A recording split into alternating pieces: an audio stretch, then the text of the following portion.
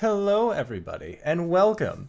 We are currently down a KRONK, but don't worry, Greybeard is on his way, and that means the action will pick up shortly. But we've been live for a hot minute, so I wanted to actually just get the show on the road, so that way we don't lose out on any potential game time for the evening.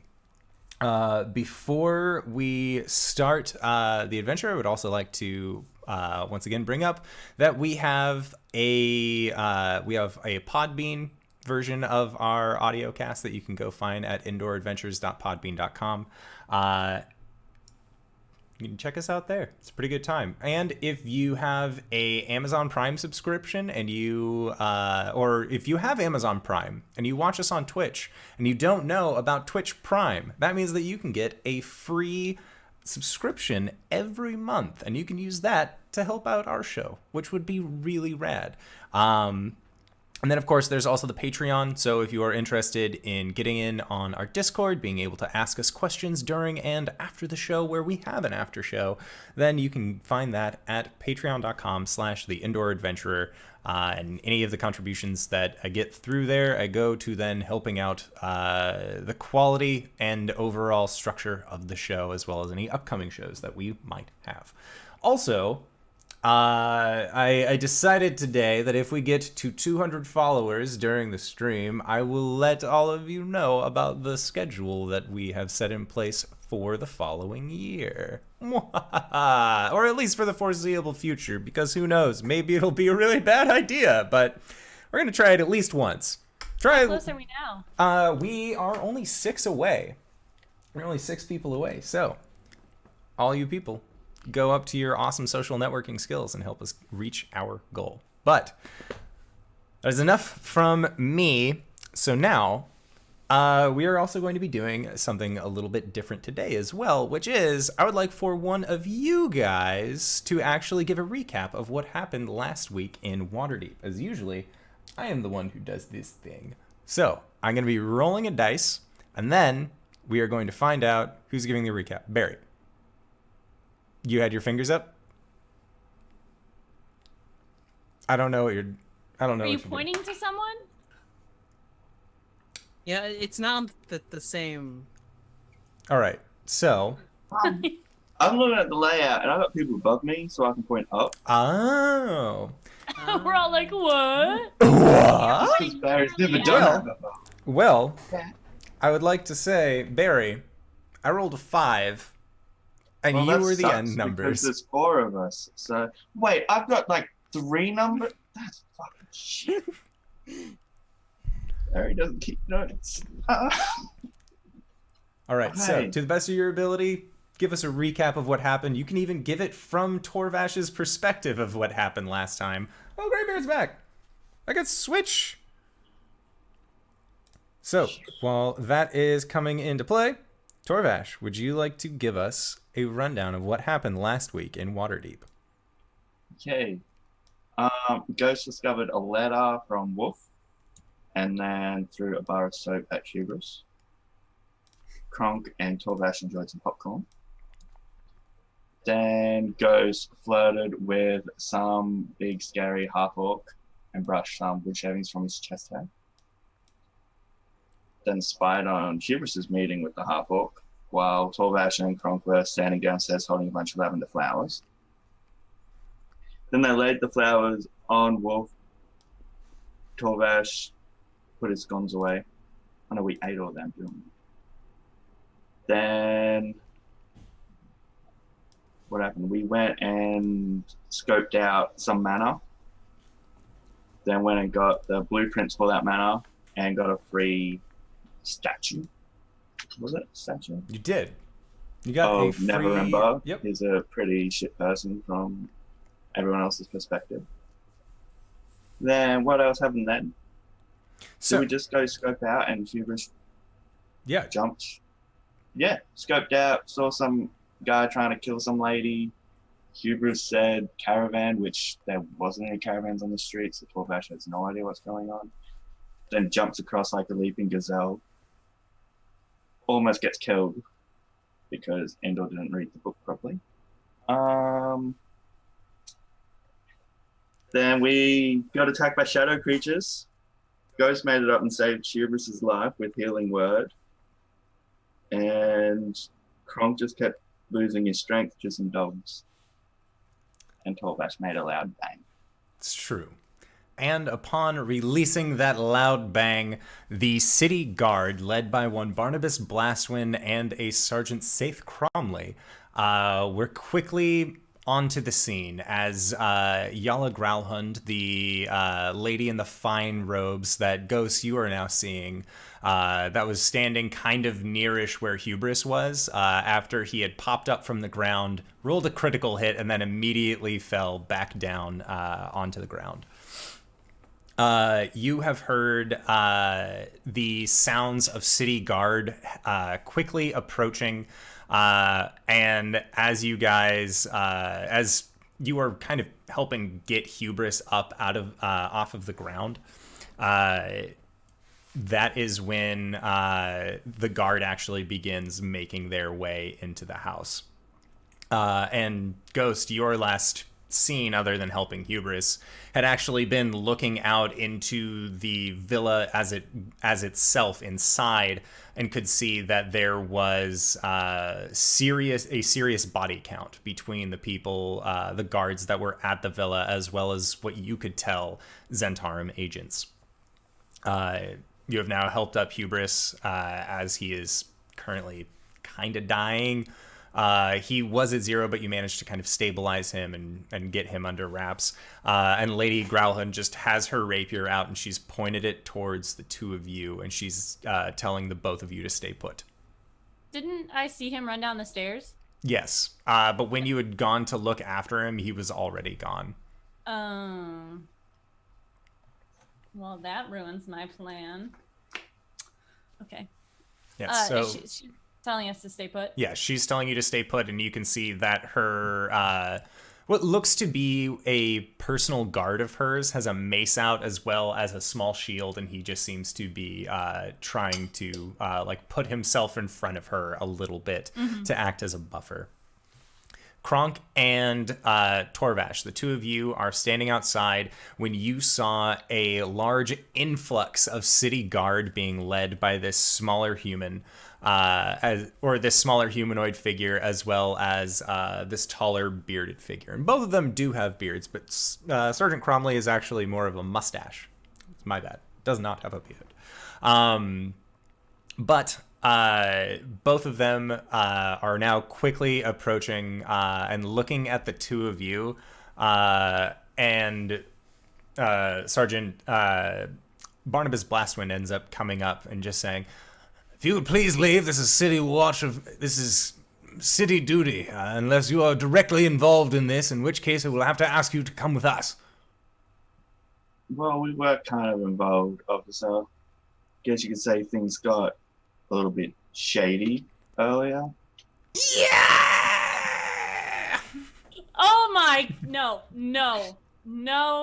There's bad enough that there's one of you on this show, okay, guys? For you audiocast listeners, Barry just put on a pair of sunglasses at night. Were you talking about the props, the pun, or the shit-eating grin? She's saying all of it. Muted. All of it. And it's midday, so I can. Because Australia time. Yes, the situation does seem rather shady indeed. Well, literally, shade creatures attacked. And we kind of did your job, so... Oh, yeah, that's right. Not wolf. He just kind of looks at you and just... Oh, Torvash, aren't you? Yep. I've heard about you from the captain of the Southern Ward. Good man, that fellow. Well, I'm sure she'd take rather offense to you calling that to her face, but she is built, at least. Now, I would ask, very politely, do you know what's going on here? There have been reports, as well as a loud bang. That was me. Why did you make a loud bang, Mr. Torvash? Because I was being attacked, and so was my friend over here. by shadow creatures, hence shady. If you could please step aside and let and give your testimony to the guard. There's Be two sure more to of my write it friends down. inside, which I'm pretty certain saved the day.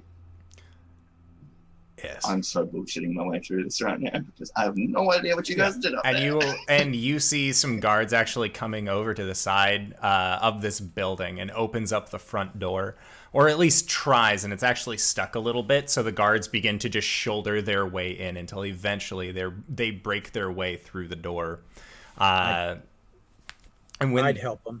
Okay, yeah. So you as you go to help, though, they ask you, please stay here. Mostly because they don't know what your involvement is with any of this, so they're very on edge about the fact that there is anything that they have been called for. And you can see flying above that there are just the outlines of Griffin riders that seem to now be circling this general area, looking for anybody who might be leaving the scene of the crime. You guys all right up there? As a Griffin just calls back down to our friends.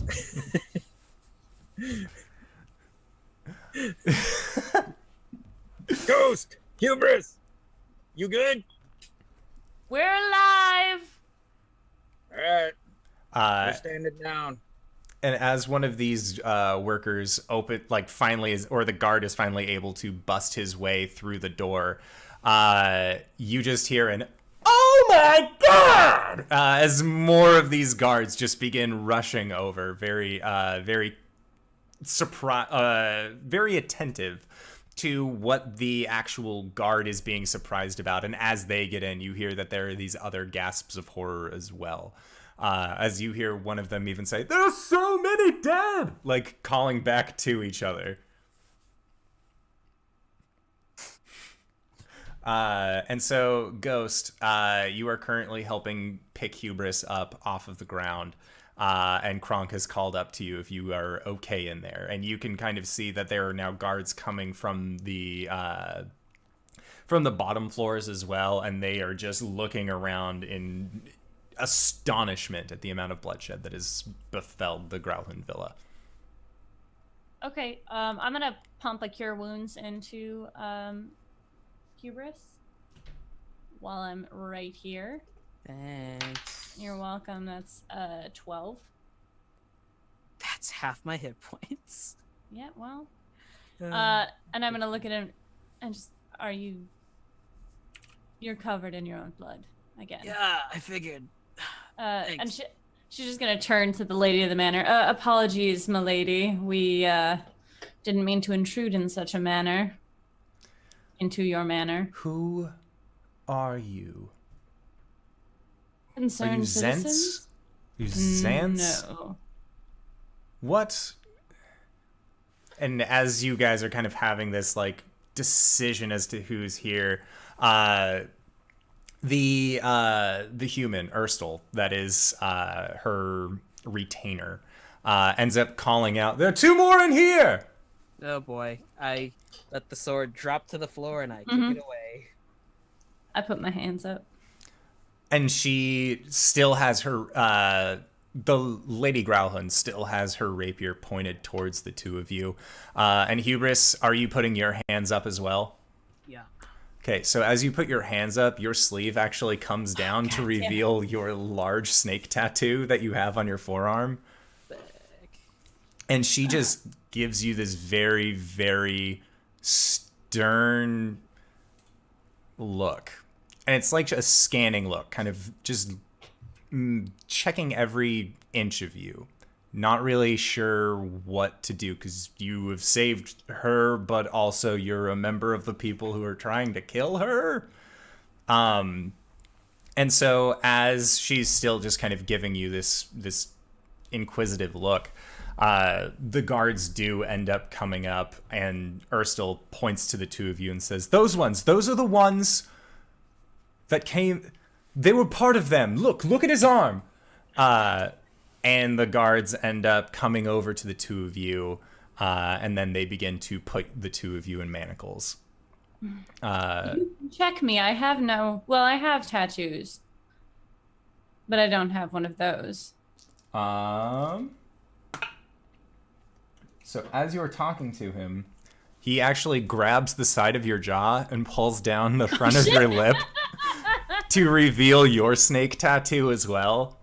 Well, shit. And then the two of them, these guards that have come up again, bring your arms behind your back, wrap you in manacles, and then begin escorting you out. And you can see that there are, it would appear that you are the only two remaining members of the Zents that have been left breathing in this building.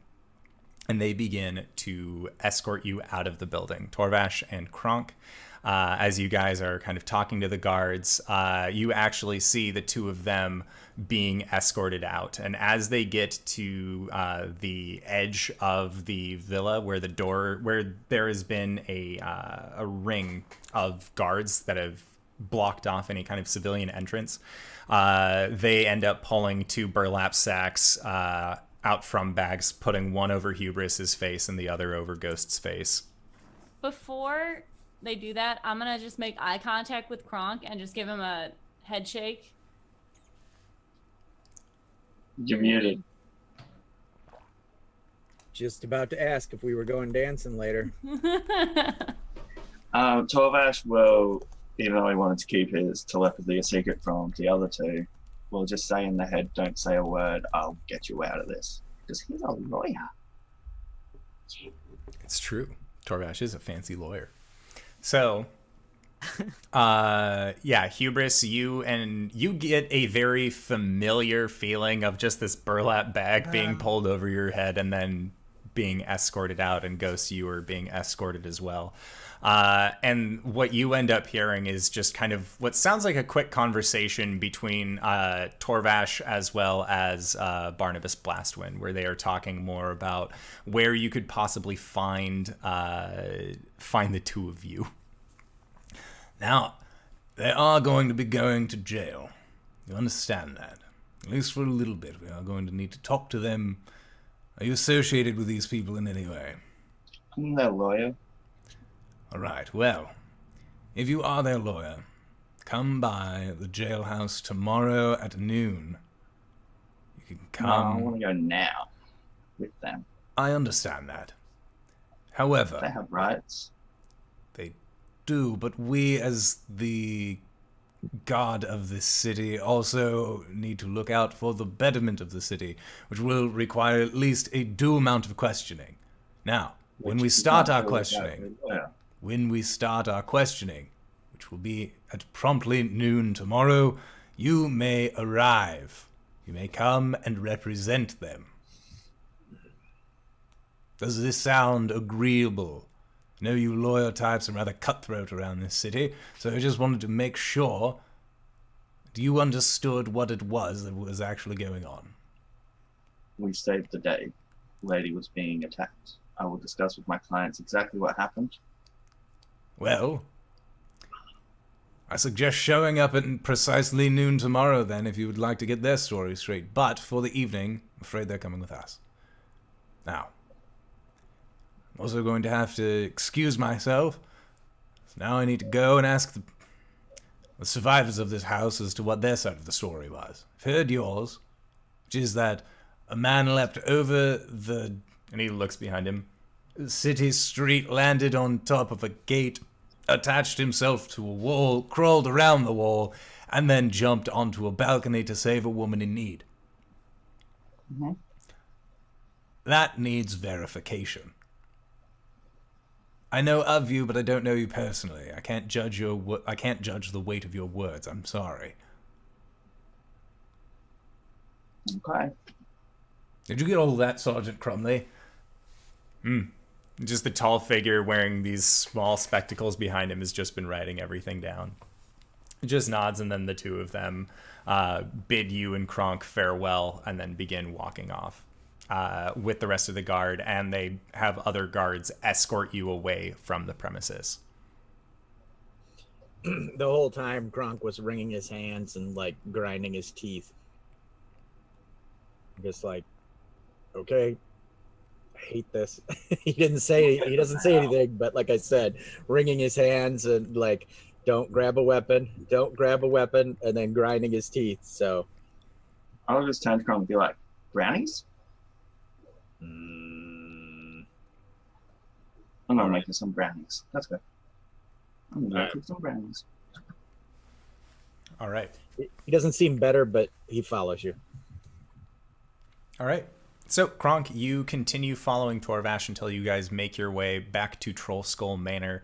And when you do, you realize that you are still in need of a little bit of cocoa powder to actually be able to make any kind of chocolate-related thing. But a quick trip to Coralon's Crown will allow you to get at least a little bit of cocoa. So you end up being able to get enough to make a tray of brownies. So make a survival check in order to judge the tastiness of these brownies. 17. These are pretty fucking delicious brownies. Faux show.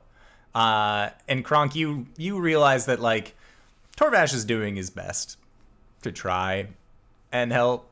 He seems very much like a baked goods kind of person. Mm-hmm. These are rummy. I'm gonna be honest, I just really wanted brownies. There's nothing to do to cheer Kronk up. I just wanted brownies. Kronk doesn't know that, so, he just enjoys the brownies. All right. Seethes internally. So, quick question, Kronk. Mm. Those two wouldn't have caused all those bodies, right? Because I'm No. gonna walk in there, and if they're mass murderers, like, I need to know now. No. Nuh-uh. That's my Are they a job. part of anything? The Any evil groups? this Zents, they, do jobs for the Zents.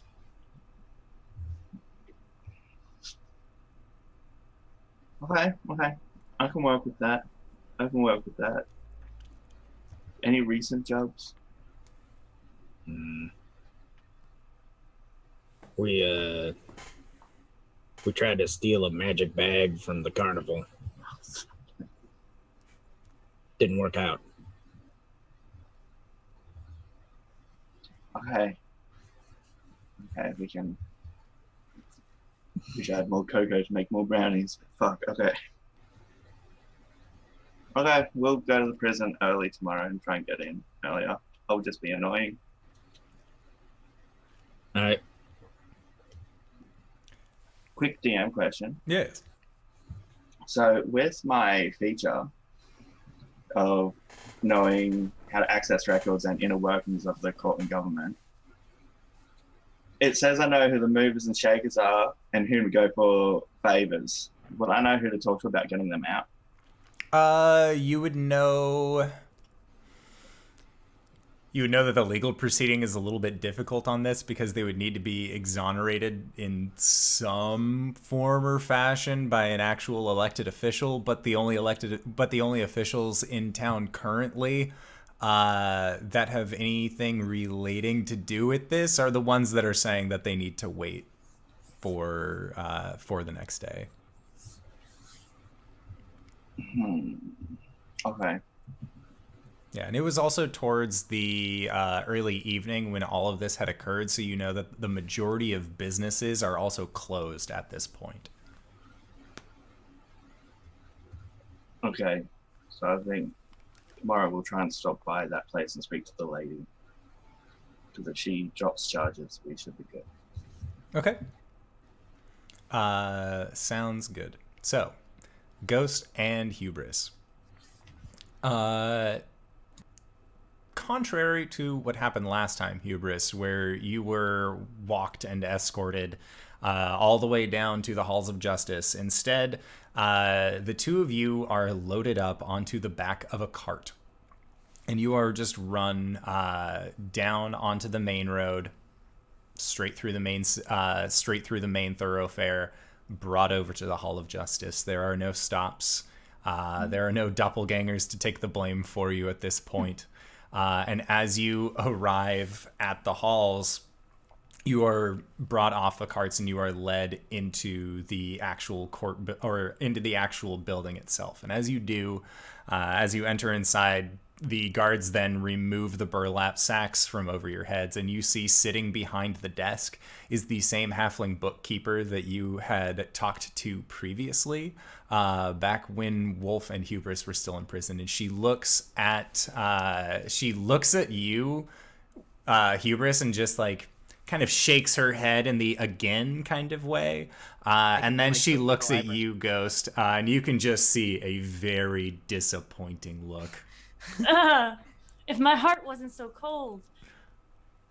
And so you two are moved to the back, and you hear one of the guards, you overhear one of the guards talking to the halfling about how the two of you are involved with a very massive case of homicide that took place in the Northern Ward. They are currently going to be locked up until they can get a statement from all of the parties involved, as well as come to the actual bottom of this.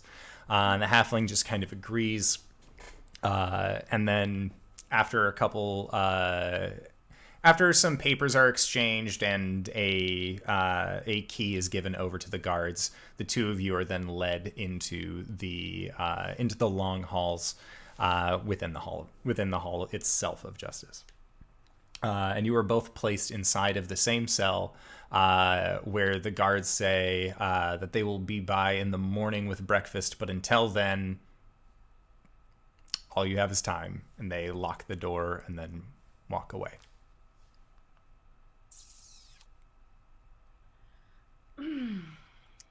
Hubris walks over to a corner and just like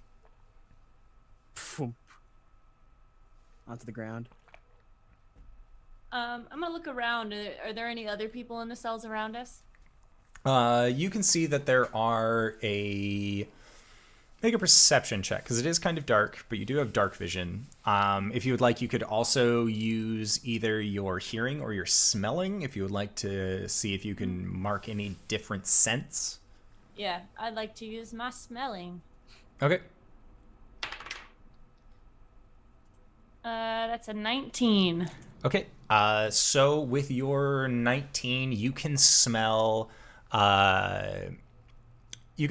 what you would assume is a half-elf. It's kind of difficult to tell just because there is a very rich and heavy scent of booze that is also associated with it.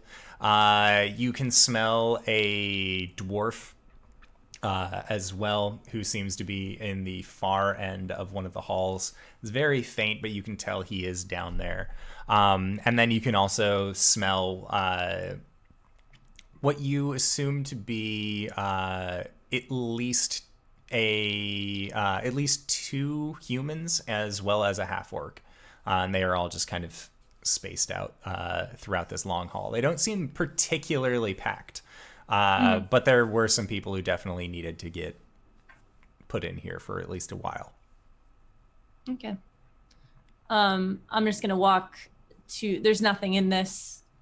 There is 2 stone cots, a flea-eaten blanket, or 2 flea-eaten blankets, as well as 2 pillows that are just very kind of matted, just kind of almost moldy straw. They aren't very fresh. Yeah, I'm gonna go ahead and clear off one of the beds because I don't want to mess with fleas. It's not a good time. And I'm just gonna lay down with my head in my hands, feet up on one of the beds. Didn't expect to spend your what's today? What? Well, I was asking DM what's today, week-wise. They don't have weeks in the Forgotten Realms. They have 10 days. Cool. Yeah. So this is. You guys are in the 13th day of the month. Or, yeah, it'd be day 15. Yeah.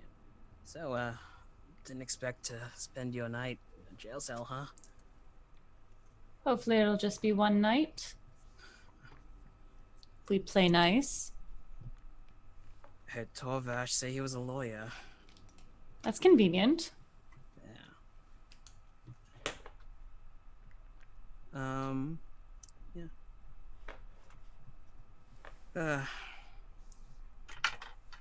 It's fucked. It's what it is. We'll get out. We didn't do anything wrong. This time.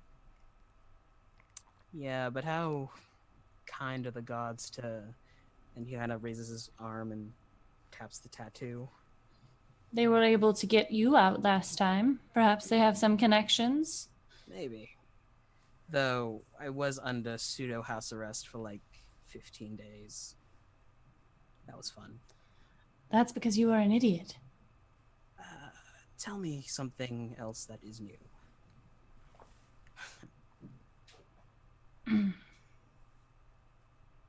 She starts tapping her claws on the stone. Oh, yeah. Hubris is just gonna like look up at his like blood-soaked front and like snap his finger. White. Does magic work in here? A little bit. Okay. Yeah. I mean, Maybe the cantrips would just work. yeah.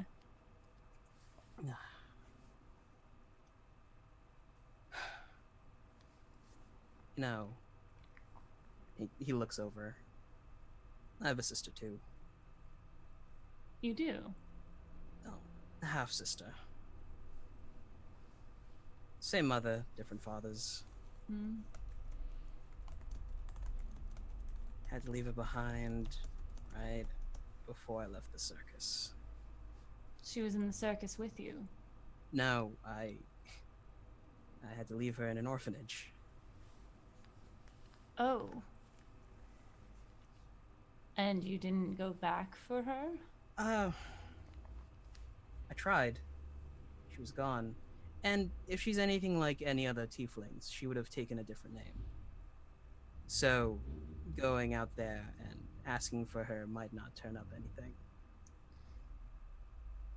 Well, if you'd like, at some point, maybe we can go find her. Oh, that would be nice.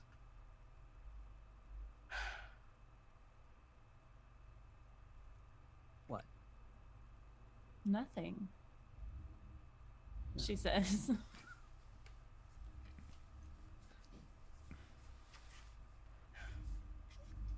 So how have you been? Why didn't you do anything What? during those 3 days? I don't know. I thought maybe if I could stall it out long enough, Wolf would implode and spectacularly, to say the least. I wouldn't actually have to worry about it. I see. Staring at the ceiling.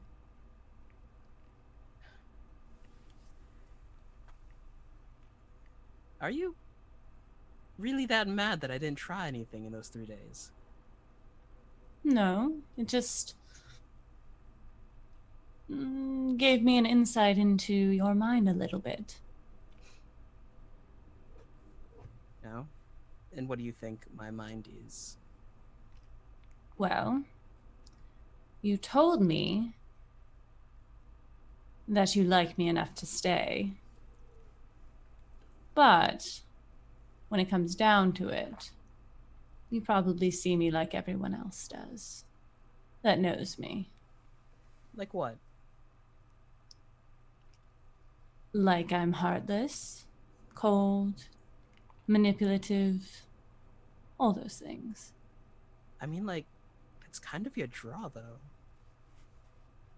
And she kind of looks at him. Draw? Like, I don't know, when we first met, you were this cool beauty who had a really sharp tongue, and not gonna lie, that really did it for me.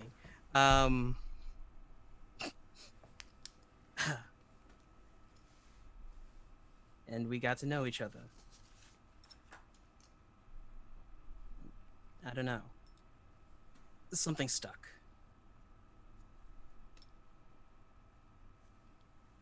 That doesn't make any sense. What would stick? I don't know, but I am attracted to you. Well, obviously. But attraction doesn't mean liking. Yeah, but then trying to work it out probably would help. I don't know.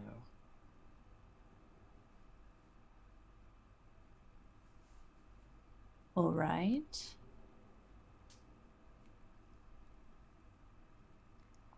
Well, let me know when you figure it out. And she turns on her side, away from you. He turns the opposite way. Yeah, and your guys' night passes pretty uneventfully. Hubris, you are definitely feeling the chill of the night air as you guys are beginning to enter into what feels like a cold snap.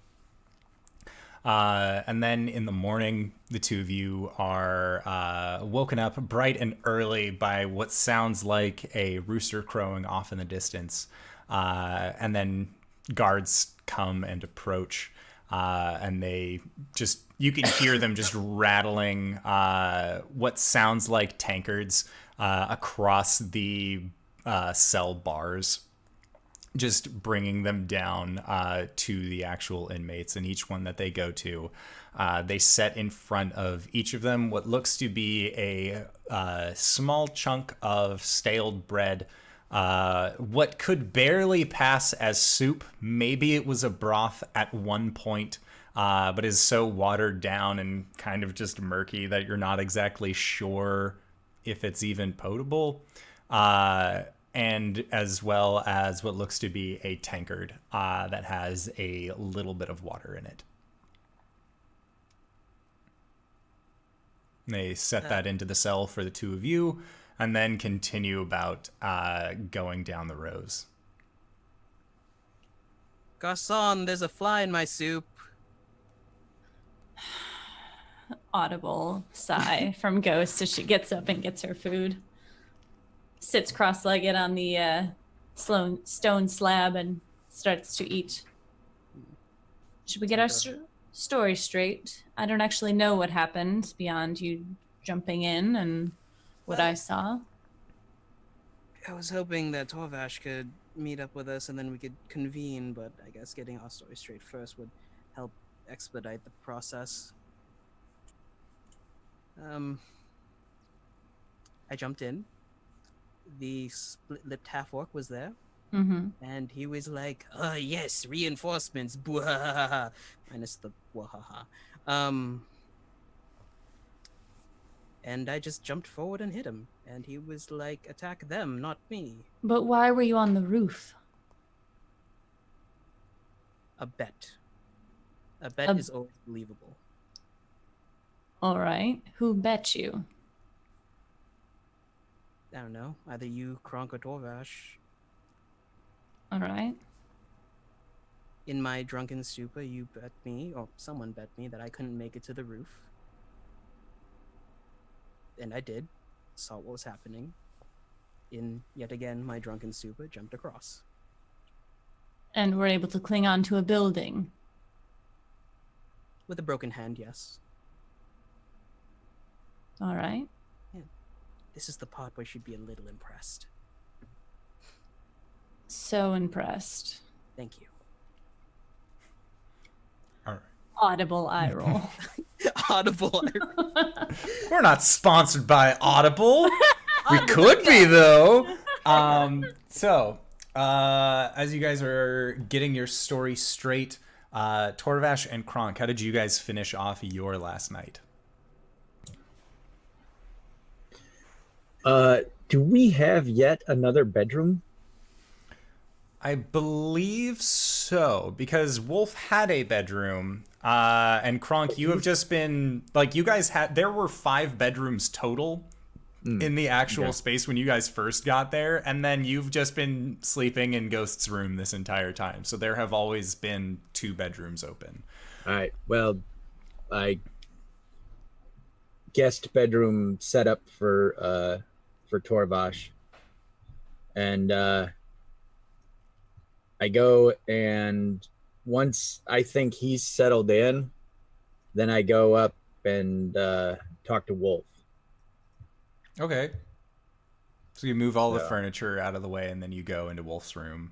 And his body is still in the process of decaying, but the flowers are still there from when you had set them up. And the room does smell sweeter, but there is enough of that floral scent to kind of cover it up. All right. And KRONK will take a knee, which still leaves him like almost 5 feet tall, and he'll look at Wolf and he'll be like, "You need to get back here, buddy. I mean, Torvash seems pretty cool, but baked goods, they ain't gonna get people out of jail." And he's looking down at Wolf, and he'll be like, "If things don't come out right soon, I'm gonna trade your arm and find that purple silver-eyed guy and make that happen. We can always steal it back later."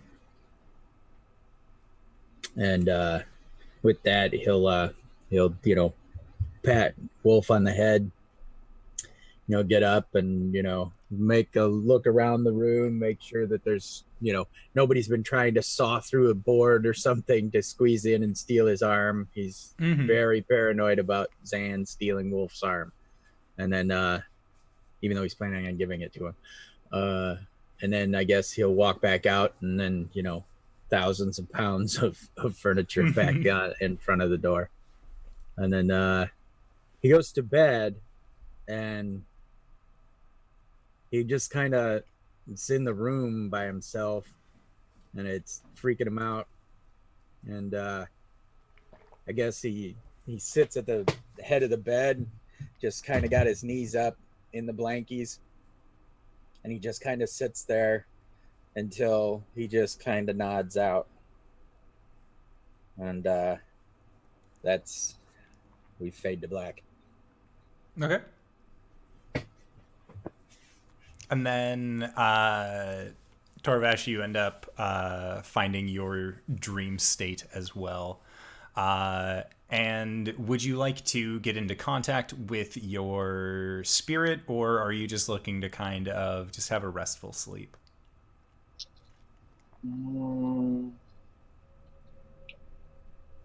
I don't think the spirit will be able to help us at all for this next day. So I'm just going to have a nice restful sleep because I have to bullshit my way through so many people. Okay. All right, so you take your rest as well, and then KRONK and Torvash, you both wake up fairly early in the morning. Torvash, you wake up to the sounds of KRONK performing his masonry as well as his early morning training earlier in the day. And then do you go down to the bar to make breakfast or do any of those kinds of things? I would want to find KRONK and ask him if he knows what Ghost and Hubris' favorite food is so we can cook that and have it ready for when they're out. Show confidence. Even though he is not confident at all, because that news last night was fucking shit. He's like, fake it till you make it. Let's see. Ghost likes hot chocolate to drink. Out of cocoa. But I don't think she's ever said in any of our crazy conversations what her favorite food is. And Hubris, I have no idea. Let's make cupcakes. Pancakes is never a bad idea. Pancakes won't keep for hours, you stupid voice in my head. We'll take cupcakes. And I'll ask if he wants to help make them so he feels part of it. All right. So, okay. KRONK, make a survival check with advantage as Torvash does his best to help you make cupcakes. All right. I will inspire him with bardic inspiration because I do know what needs to be shit. Okay. All right. And what is your bardic dice right now? 6 d6? Yeah, it's a 6. All right, a d6 and survival. Oh, okay. With my plus 0 is still 17. All right. So, with Torvash's help, you actually feel like you understand baking now. You get the joy of cooking. Oh wow, that's a 6. It was all him. I had an 11. So. So yeah, Torvash is definitely helping show you the joys of baking until eventually you guys get the cupcakes exactly the way that you wanted them to be, with a very minimal mess, as well as only 1 or 2 cupcakes that really didn't turn out the best. And even then, they're still entirely edible and delicious. They just aren't cooked to a nice perfection like the other ones are. They might stick a little bit when you try and pull them out of that really weird wrapping that all cupcakes have. The tip to baking is use love, not hate. Baking with hate only ends bad. I agree. Though hate cookies does sound pretty cool. But they're not. It's a Kalishtar thing. You might not get it. Yeah. Kronk doesn't believe him. They still sound too metal for Kronk to not want to try one. Okay, so going over our fantastic laws and all that, because Kronk has hundreds of those, I'm assuming. Pamphlets, yeah. Yeah. Going over, technically, brandishing a weapon is like the only crime they've actually done. From what I've seen. So we may be able to use that to our advantage. But I think we should probably go... We didn't break anything, no, did we? No, that door was open on the balcony? Okay, I think so. There's no vandalism. The guards actually broke down the door. We can charge them with vandalism. But we should probably go speak to that lady and get her side and see if we can get her to drop the charges. All right. That we're gonna, if we have to. My chicken wings just turned up, so I was no, we can't fight. Or else we'll be in prison, and just a minute, please. All right. I'll follow your lead. Okay. If we have to start killing, you just say it's time to dance. Okay, I will remove that vocabulary from my mouth. Please don't have music playing and be like, oh man, this would be a really fun time to dance. How about you just leave your weapons here? Oh, that ain't happening. Nope. Can you only bring one? All right. Please? Because you got to carry cupcakes. I can carry tables, wagons. Yeah, but cupcakes are very important. If they break, they won't have food, which you made and decorated, which I'm assuming is like a kid icing, and it's just really... Actually, I'm really a pretty good artist, man. I'm a pretty good artist, so, Okay, just... I will make a performance check if I need to. They're very important cupcakes. I will say that if you would like to stylize the frosting, like if one of the frostings has a little hubris on it and one of them has a little ghost, then yes, you can definitely make a performance roll. All right. Well, 50% isn't bad. A 10. All right. So, you can tell what they are, maybe. Torvash, you look at it, and you can tell that Kronk was trying to make depictions of his friends. He's definitely better at art with stone than he is with icing. They're perfect. All right. I don't feel bad for lying to anyone. They're perfect, man. I won't drop them because then the love will spill out of them, right? Yeah. We don't want love to spill out. So, Kronk. Did you get that cold chill during the night? Like something like harsh was said? Like I feel bad for someone. I don't ever feel cold. I don't know. No, it's just something in this place. Just I feel hot sometimes.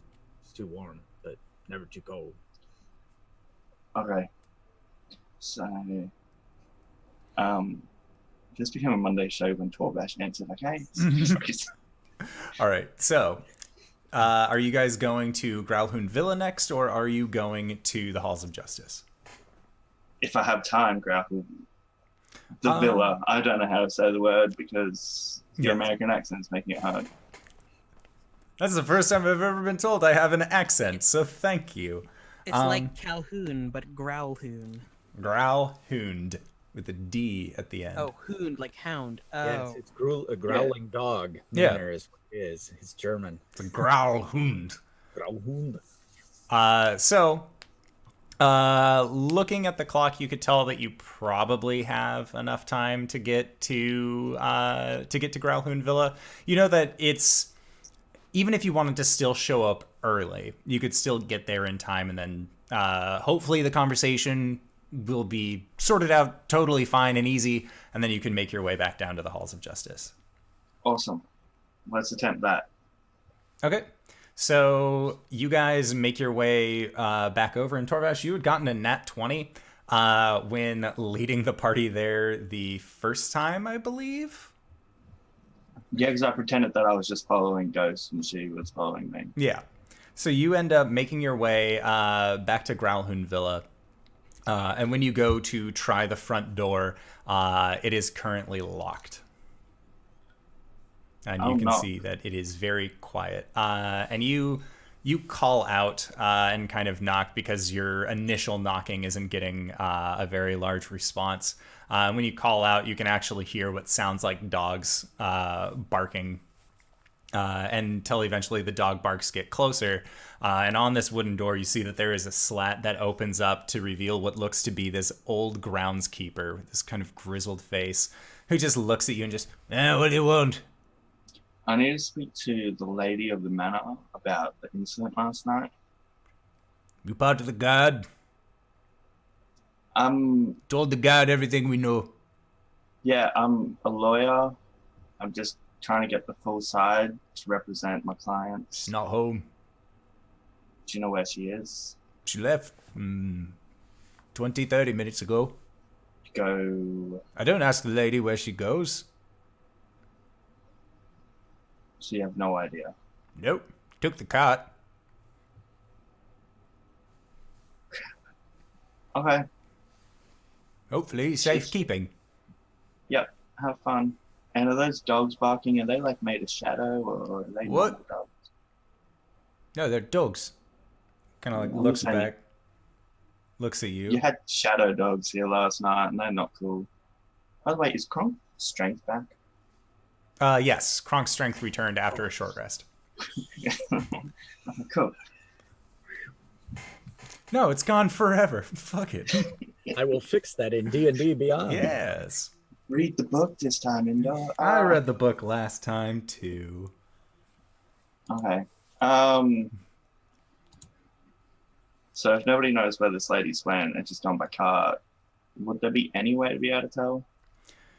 You could try and track the cart through the back. There is a slight dusting of snow that is now kind of petering along the ground, where yesterday it had kind of just come up into slight little bluffs of snow off to the side, but now it's actually beginning to layer upon the ground a little bit easier. Okay, well, if we have time, I say we'll try that. Okay. I will be keeping track of the time to make sure I'm there by 11:45. Yep. Make a survival check.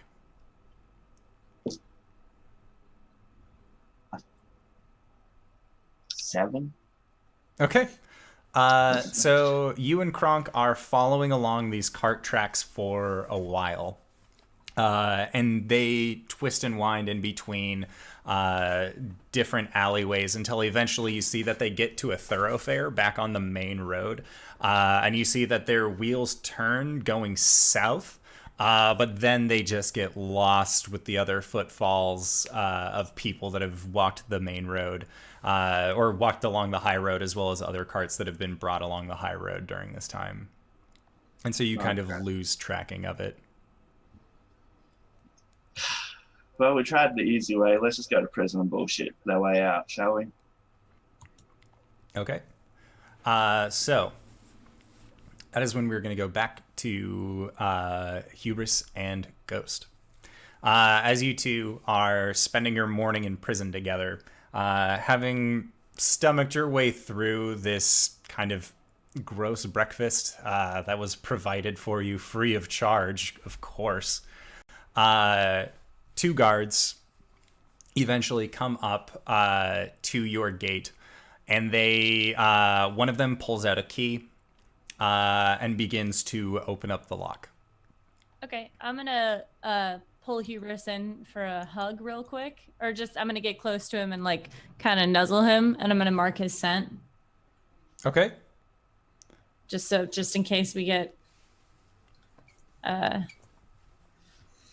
separated or something. Okay. And the one of the guards crosses his arms and is looking at the two of you while the other one gets the door. And he says, "The names have been cleared. Your ride's here to take you home." Oh, wonderful. Thank you. What was your name? Carl.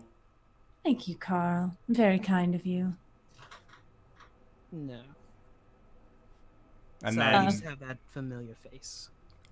yeah, and he looks like he has like a little bit of stubble on his face. His hair is probably cropped very close to his head, were it not underneath a metal coif as part of his chainmail. Come, darling. And I walk. Gentlemen. And the guards looks at you, just, "You are the lady," just nods his head for you. All right. And the two of you are escorted down this long hallway. And as you are brought into the main room, the little halfling just looks at the two of you and she says, I'm terribly sorry for all of the problems that we may have caused you over this evening. Everything has been sorted out. Your ride is here to take you home. They're just outside. It's a large cart, yellow, black. Can't miss it. Thank you so much. You've been so wonderful yet again, and I am sorry that our paths crossed this way. It was... Me too. You seem so nice. Thank you. And like I said, he's trying to turn over a new leaf, and she rubs his shoulder. I wouldn't know what to do without her. So this is my cousin. She says, okay. So make a deception check. Shit! Adopted. Can I assist with that? Yeah, if you say adopted, Ghost, I will let you roll with advantage. Oh, God. I totally forgot. That's a 17. Okay. Yeah, so she just kind of acknowledges, like, I didn't really expect, you know what? It's none of my business. Hopefully, you two stay out of trouble. Of course. Now, We will try. I make no promises, and I give her a wink. and as you do that, she just, like, looks at you very sternly. You're now both officially registered members of the Zentarum, according to our city rectors. So, please, I hope to not see you in this same circumstance again. Right. You betcha. We leave. All right. And as you guys leave, you head outside and you can see that there are two guards, or there is one guard who looks like he is wearing a very nice black and yellow regalia. He has a very long coat, possibly alluding to the fact that he is the coach driver as well. And as you guys approach, he ends up pulling open the door for the two of you to get in. And you can see that this is a cart that has seating on both sides, and you can see that there are 2 sets of feet inside of this cart. Torvash works fast. I'm going to ascend. Okay. So as you two approach inside of this cart, and once you are able to step inside, you actually recognize the two faces that are on the individual sitting there. And you can see that there is one lady, Yala Gralhund, sitting across from you, as well as Erstel, her human retainer from the day before. And as you enter into the cart, she just says, "Please sit." I sit. And then you see Erstel just like punch the top of the carriage twice to let the driver know that they are ready to take off, and you guys begin to feel yourselves being pulled along in this carriage. And Lady Yala is just looking at you, Hubris, she's silent for a while. And you can just hear the clopping of the horse carts until she says, "Why did you help me?" "How did you help me? You came through my balcony." Jumped. Thrill seeker.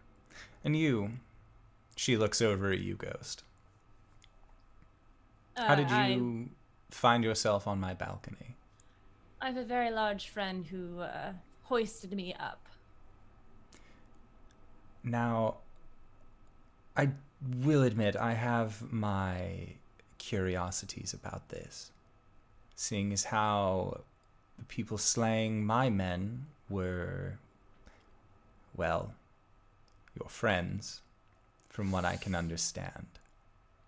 We would use the term friends very, very loosely. I can tell. Again, you stood up to one of the men who was trying to kill me, which is why you're here and not in the stocks. Yeah. He was a rogue agent. And I assume his friends were as well. Well, would excommunicated be the right word for it? She looks at you quizzically. Excommunicated? They kind of put a price on his head. Well, can understand why. It seems that we have a little bit to talk about. So, I've decided to bring you back to my estate. Back to my villa. While we are in the villa, you'll be under my protection. That you have my word, which may not sound like much considering the circumstances that we met.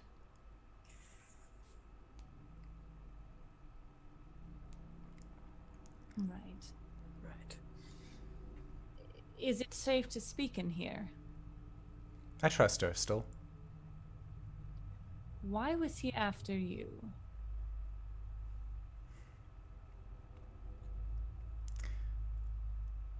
He wasn't after me.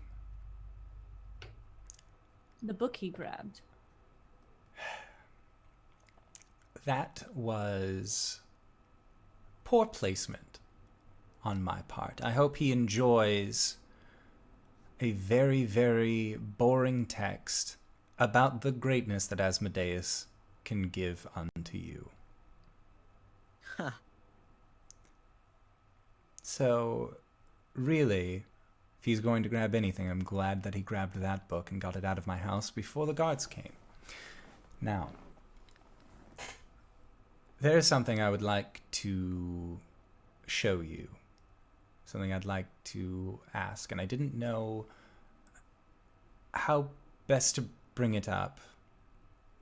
last night, so I'm sorry that I didn't say anything when the guards were arresting you. I had to check some things for myself. Of course. And you guys continue on the cart for a while longer. As we're going, I'm going to ask her if it's all right if I send a message to my friends. She nods. Okay, I'm going to use because I realized we didn't tell them that we were leaving and our friends are going to come see us. I'm going to use my sending spell Paper Bird to send to make a phone call to KRONK, which I think sending only works one way, right? It's just a message. Yes. Sending typically is a two-way spell, but with the Paper Bird, it is just that initial tweet. Okay, so I'm going to son of a bitch. I'm going to just start with KRONK. Don't panic. It's me, Ghost. We have been escorted away from the jail by Lady Gralhund, and she's taking us back to her villa. Are our friends allowed to come too? They also helped. They just couldn't get up there. Sure. It really won't be that long. Right. Well, just meet us there, and then, we're fine. I'm fine. Hubris is a little bit himself. And that's it. That's where it ends. All right. Was that 25 words? Oh, I don't know. Is it supposed to be? Yep. The message is 25, right? Yep. Or sending is 25 words. I think it'd be funny if it just cuts off at Hubris is. Yep. Yeah. Okay. Dead. He's dead. Yeah. So you just kind of slightly open the door and then send out the bird. And Lady Gralhund just looks at it, like watches you do this and confirms that your friends can come, but it really won't take that long. And then as you guys continue your cart ride, it is getting very, very, very cold. Hubris, I would like for you to make a Constitution save. No.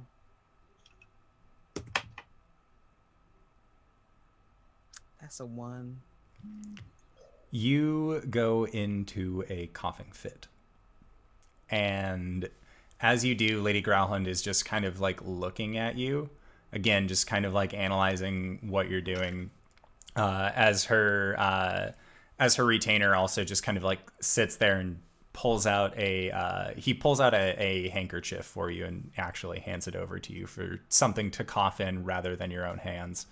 And Ghost, you see that Hubris's entire back is shuddering as he's coughing. This looks very, very painful. You aren't necessarily sure if maybe there's just something, or maybe there's like a busted rib inside of him that's causing a little bit of cough blood from, when he got beat almost within an inch of his life the other day.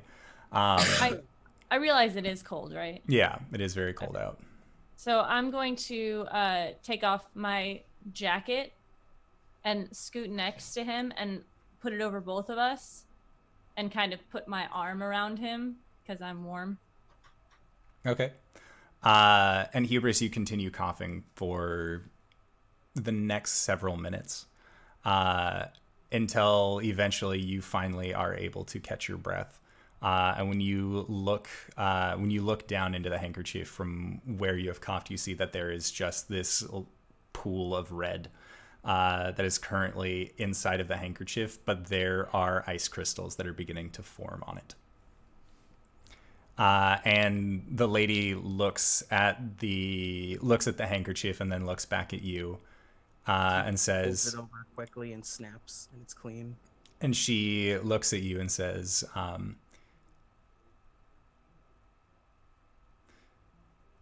there is definitely something that we are going to have to talk about. Does this happen to you often? Only when it gets really cold. Well, we're almost there. And as she says that, you can feel the cart kind of slowing down. And then you hear the sound of a gate being moved aside until eventually you are inside the warmth of the carriage. And she motions for the two of you to exit the cart first, and then says, let's hurry inside. We can talk about that. We can talk about all of this where it's warm. I don't want you to catch even more of a cold. And she just kind of gives this almost a concerned look towards Hubris when she says that. And then her and Erstal begin making their way into the building as she's leading in front. And Hubris is... Sorry. Yeah.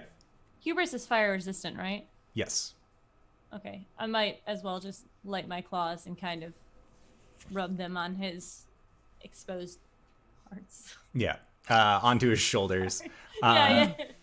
And as you're doing it, Hubris, you are just continuously having these coughing fits as you feel more of this almost crystalline blood getting coughed up into your hands. And that is where we are going to go for our first break of the evening. So I wanted to say thank you to everybody who has decided to stick with us so far for our humble little campaign. We are going to try and be back in 5 to 10 minutes, so don't go no place unless it's to grab a food, grab a drink, grab a friend. Come on back, and we will be right here. So until then, we'll see you guys soon. All right, everybody. Bye-bye! Hey.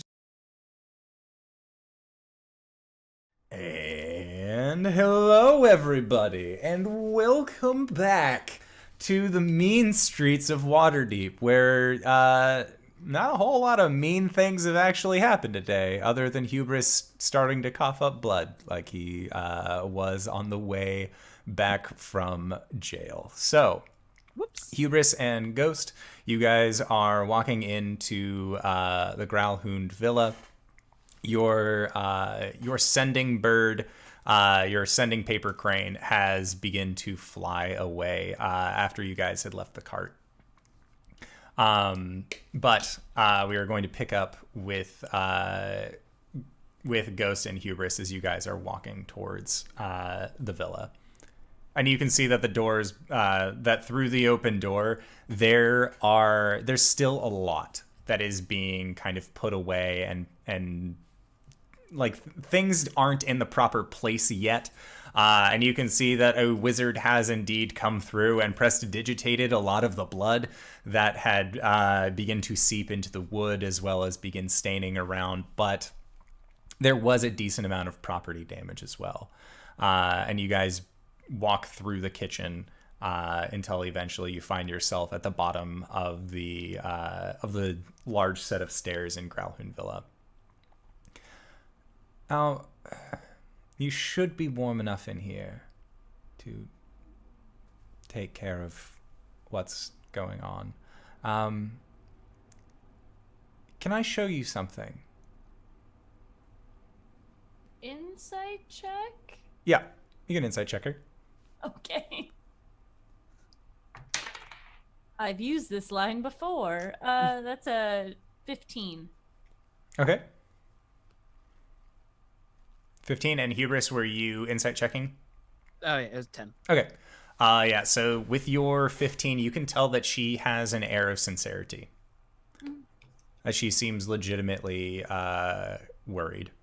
Okay. And she says, Erstal, if you could please get me the family book. And he just kind of bows and then begins walking off. She says, if we could go to my study, that would be easier. That's where your sword is, I believe. It is your sword and not someone else's. You paid for lawfully. Okay. There was a receipt. Well, as long as it's yours, that's fine. And then she begins taking you guys up the flight of stairs, and then around a right balcony that again just kind of overlooks this general area below. And at the third door that you guys pass by, she actually takes her hand down and opens up the door. And when she pushes it forward, you are in this extremely nice room. you can see that there is a large desk that has been set out with chairs on either side, typically as you would expect a chair where one, or a desk where one does business dealings. You can see that there are many fineries kind of placed throughout. It seems like this room didn't actually get a whole lot of the skirmish that had occurred within this area. And on the back wall, kind of overlooking this table, you can see what looks to be about a 75-foot by 35-foot large painting that's expertly done.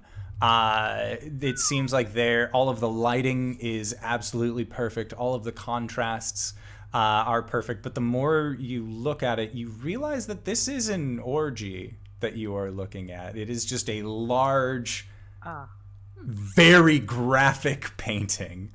And as you are kind of looking around, you recognize one of the faces on it. And as Lady Yala, which is very confusing, but she doesn't seem to mind. And she walks in and actually reaches down behind the table, and she pulls out your long sword and then sets it down onto the table. Now, how does this work? I know how a sword works. You don't have to give me that look. How did you get it to make the explosion?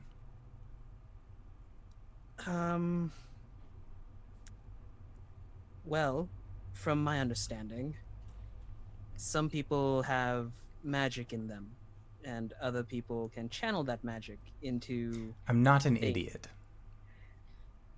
Honestly, I don't know. It just happens sometimes. That's what they all say. Don't I know it? And then she just picks up the sword and then hands it back over to you, Hubris. Gingerly takes it. And as you finish taking your sword and kind of readjusting it onto your belt, she looks at you again and says, Hubris, where are you from? Around. Honestly, before this, I was with a traveling circus, and before that, we moved from place to place, my sister and I. And your mother?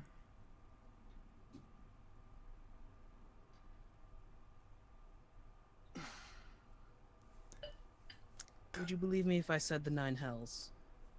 And would you believe me if I said that you looked incredibly like her?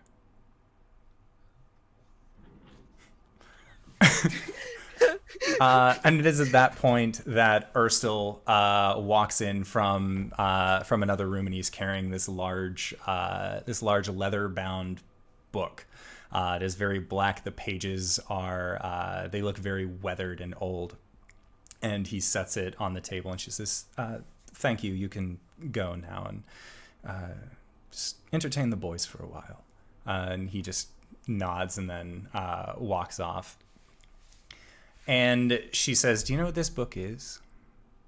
Well, from what the conversation earlier, it's a family ledger or something like that. It's the Gralhund family history from 1299 to our current year, 1425.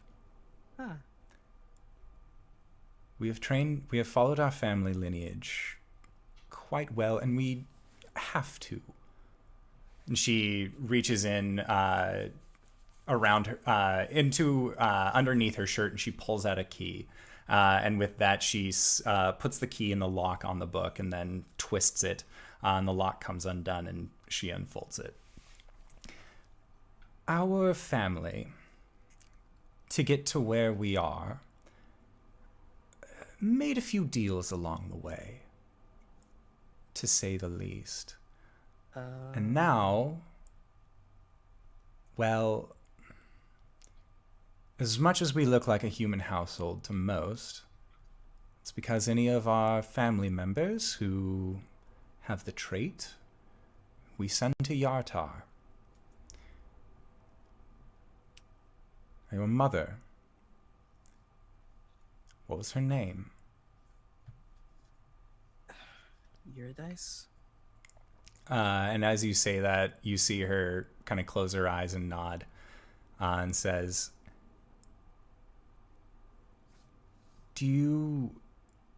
how old are you? Quickly checks because this number changed a couple of times. Sorry. 20 and 5. And as you say that, she begins just kind of flipping through a ledger until eventually, or she continues flipping through this book until she sets it down in front of you, and she points to the bottom of a page, and you see that there is a name, Eurydice, with a small little hook coming off of the bottom, where it looks like there would be an extent of the family tree. So. Now, my cousin was supposed to go and spend her time in the Hells. She was supposed to meet a suitor.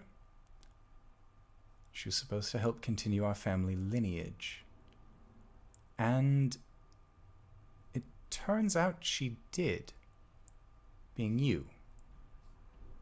She takes a quill from the desk and then begins to write Hubris down underneath the branch. So I ask again, how has the cold been treating you? Horribly, actually.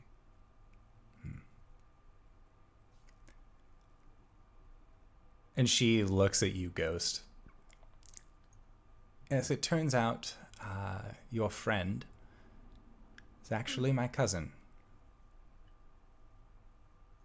Well, second cousin. Because I think that's how cousins and then a kid. Yeah. Yeah. Your cousin's children are your first cousins once removed. So. Second cousins would be your parents' cousins. All right. Oh. Yes, I know. I have a big family. It would appear that he is my first cousin.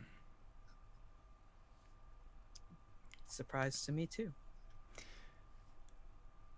What happened to your mother? Is there a chair nearby? Yeah. Yeah. Hubris just sinks into it. And she just hands the book to you. Yeah. Just looks at it. She ran. It's understandable. It's not exactly the best situation that our family has found ourselves in, but situation nonetheless. Yeah. So, last night when you rushed in, you came through my window. You fought the way she did. Bravely, quickly, a little bit foolhardy, if I say so myself. I do appreciate the protection, don't get me wrong, but it seemed like there was a cruel god who made a poor choice in regards to your fate that night. You know, I always wondered. Do you know if the deities have toilets where they are? I don't believe so. No. I've never really thought about it that way. Why? It's some probably God's cruel jest that they always take a shit on my life. Well, I don't... I suppose if there's...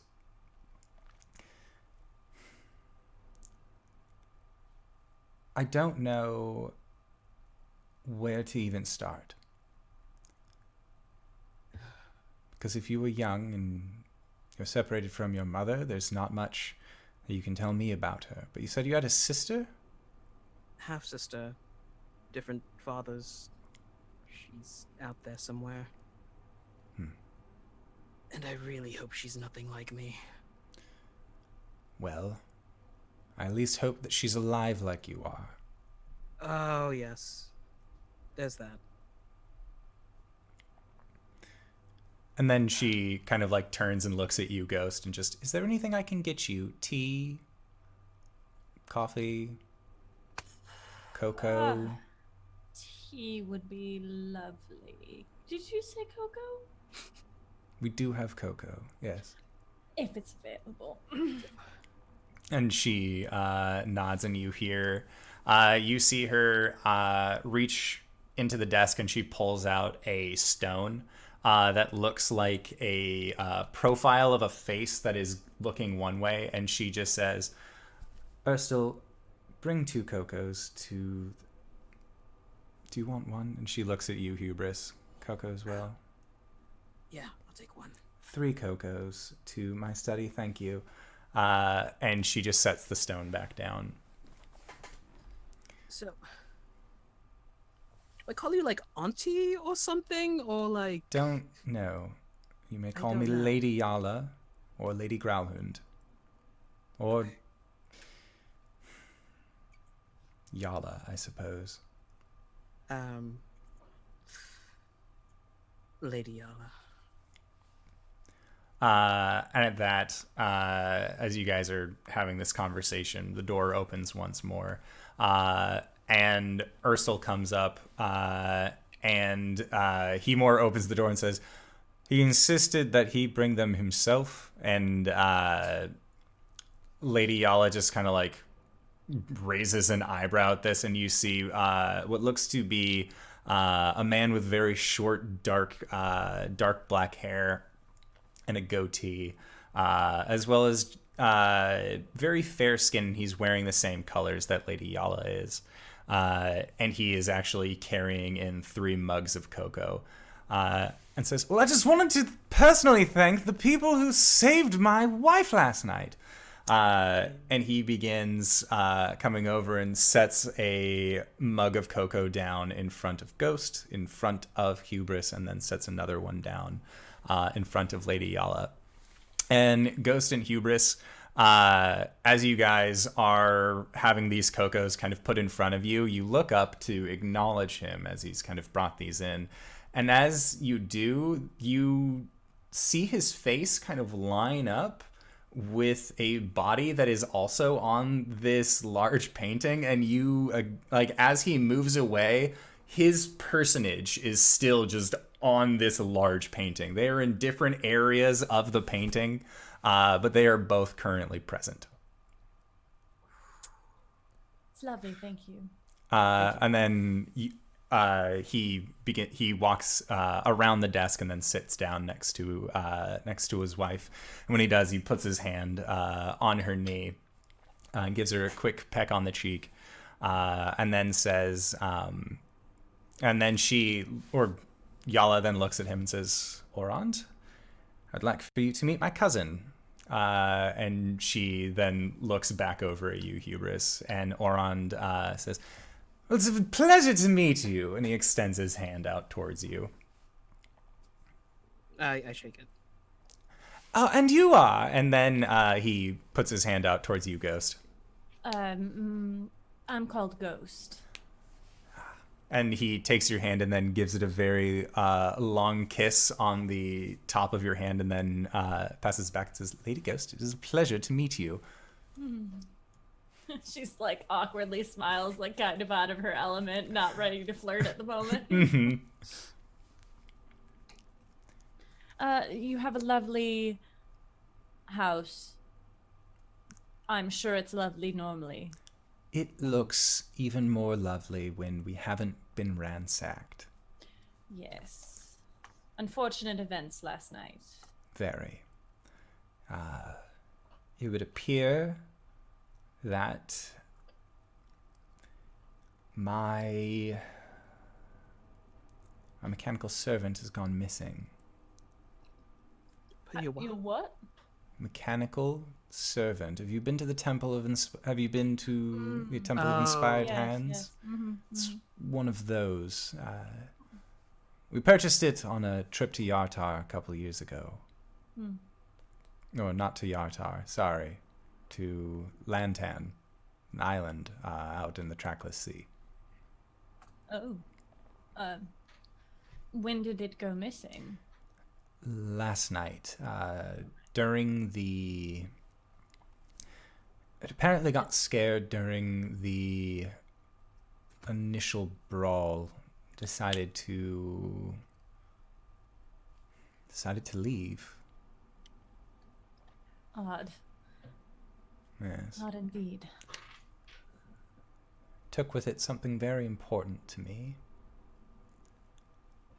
Which was?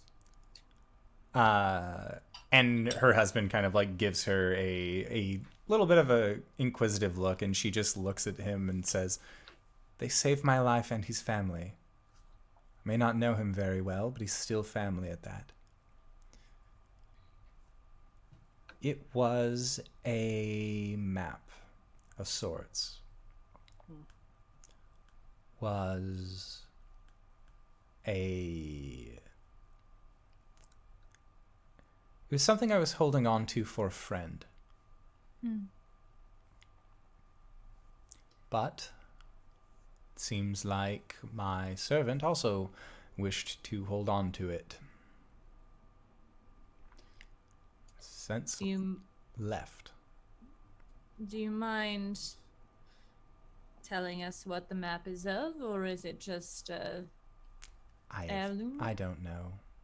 Oh. Who were you holding this map for?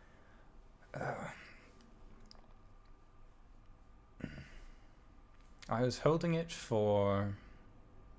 Well, I was holding it for that fellow with the split lip, to be quite fair. Oh. Yes. Then, apparently, my hospitality ran a little thinner than he would like. So he tried to grab it, as well as what I was trying to hold for my friend. Then they made haste. So, I was wondering if I could possibly ask two of you if you could help me find it.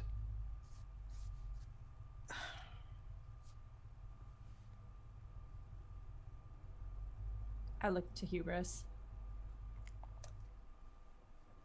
You can certainly give it a shot.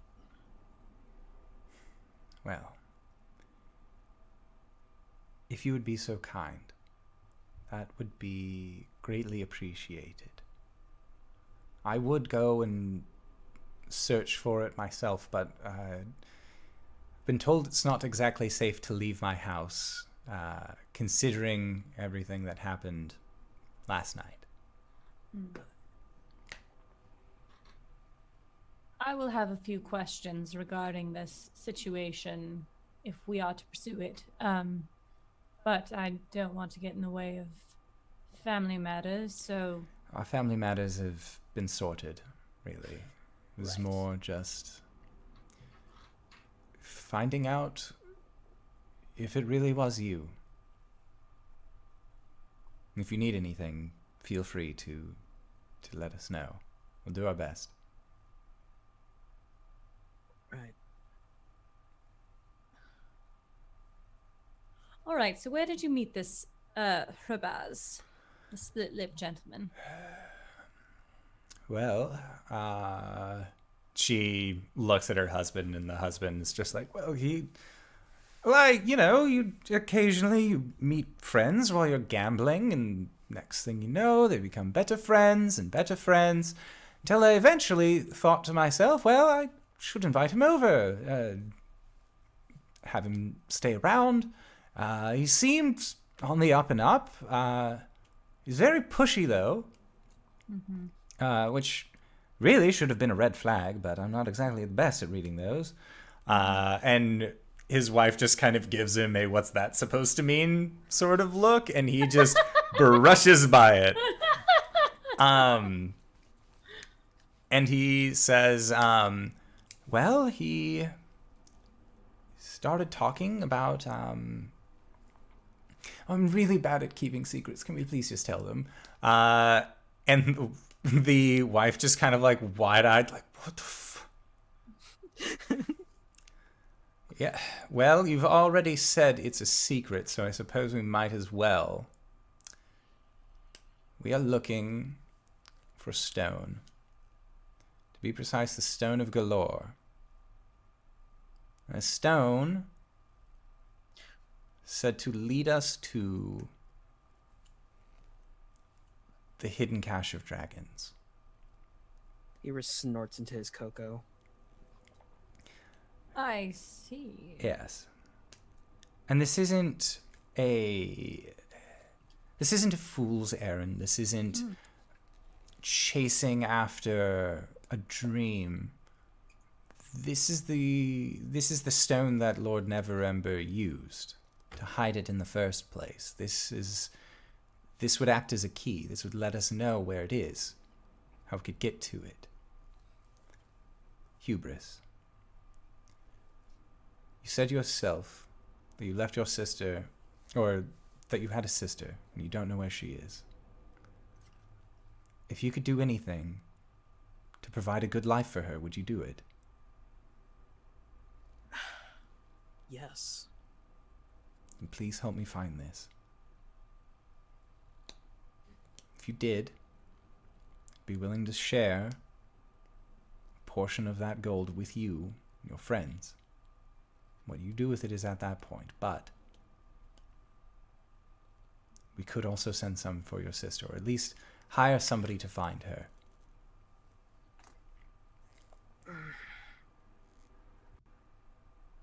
Can I get a day? Of course.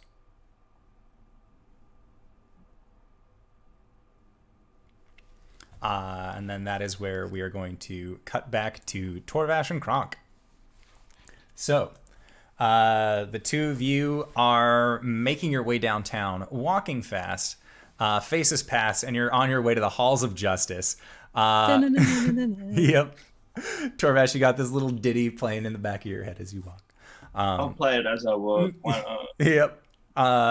So yeah, KRONK, you have this kind of poppy beat playing next to you from Torvash as you guys continue walking down the high road. And as you do, you eventually make your way to the Hall of Justice. And as you're on your way, a plethora of carts end up passing you by. And one of them was indeed a black and yellow cart that was of the Gralhund Villa. But that had passed you very early on, or about midway on your trip. And by the time that you have received this sending message from Ghost, who sent it to KRONK, then you guys are actually right about to enter into the Halls of Justice. Ghost can talk in my head too.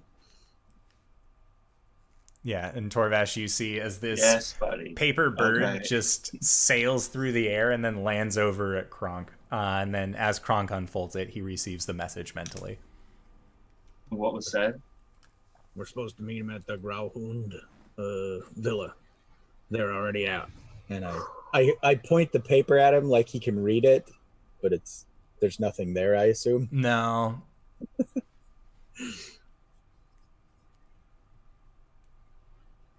You guys are pushing me. Okay, back we go. Okay. Twice the speed, and I'll play the song twice as fast to me. All right. And I try not to jostle the cupcakes. All right. And you guys make your way. It takes a while to actually get back to Gralhund Villa at this point. As there are more people that are out on the streets now, so you just kind of have to push and kind of shoulder check or just swizzle in and out between people in the crowd to kind of make your way. At least for you, Torvash. Cupcakes here. Yeah. Can I just have KRONK go first and people just move out of his way? KRONK, make an intimidation roll. Sure. I will fucking bardic inspiration this shit so we get there faster. Got this, buddy. All right, this was sloppy, so we gotta re-roll our 3. Oh, 6. Yeah. So that gives us 19, so 25. All right. So in a style that would make Andre the Giant proud, you hear "Everybody move!" I'm carrying cupcakes here. And you see the crowd of people all just separate, like Moses parting the sea, until eventually you just have this very nice line, and you can see that there are some people that now have like, oh, he's making a line, and like they all like start forming behind you to kind of ride the wave through the crowd, and all of them are just listening to Torvash's sped up song as well. And so by the time that you guys actually break off from the high road, you can see that there are a bunch of thankful shoppers that allowed you to act as like a cattle guard to break up the crowd so they could actually get home in a timely fashion. I had a hat to get money now. And then that is when you guys arrive at Gralhund Villa the second time today. And once more, you hear the dogs start barking, and then the slat opens up. What do you want? Same thing as before. She's here now. Yeah, we know. Open up. And with just giving you this mean mug, he recedes and then opens up the door for you. I'll push it open.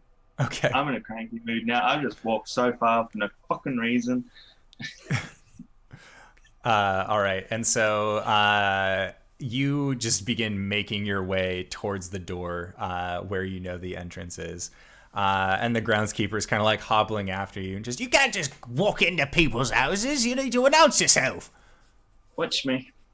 And KRONK, the dogs you see these two dogs like off in a back corner that are just both trained watching you, their heads moving in unison.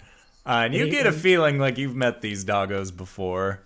And when he says you have to announce yourself, I'm like, KRONK Gorblatz! Okay.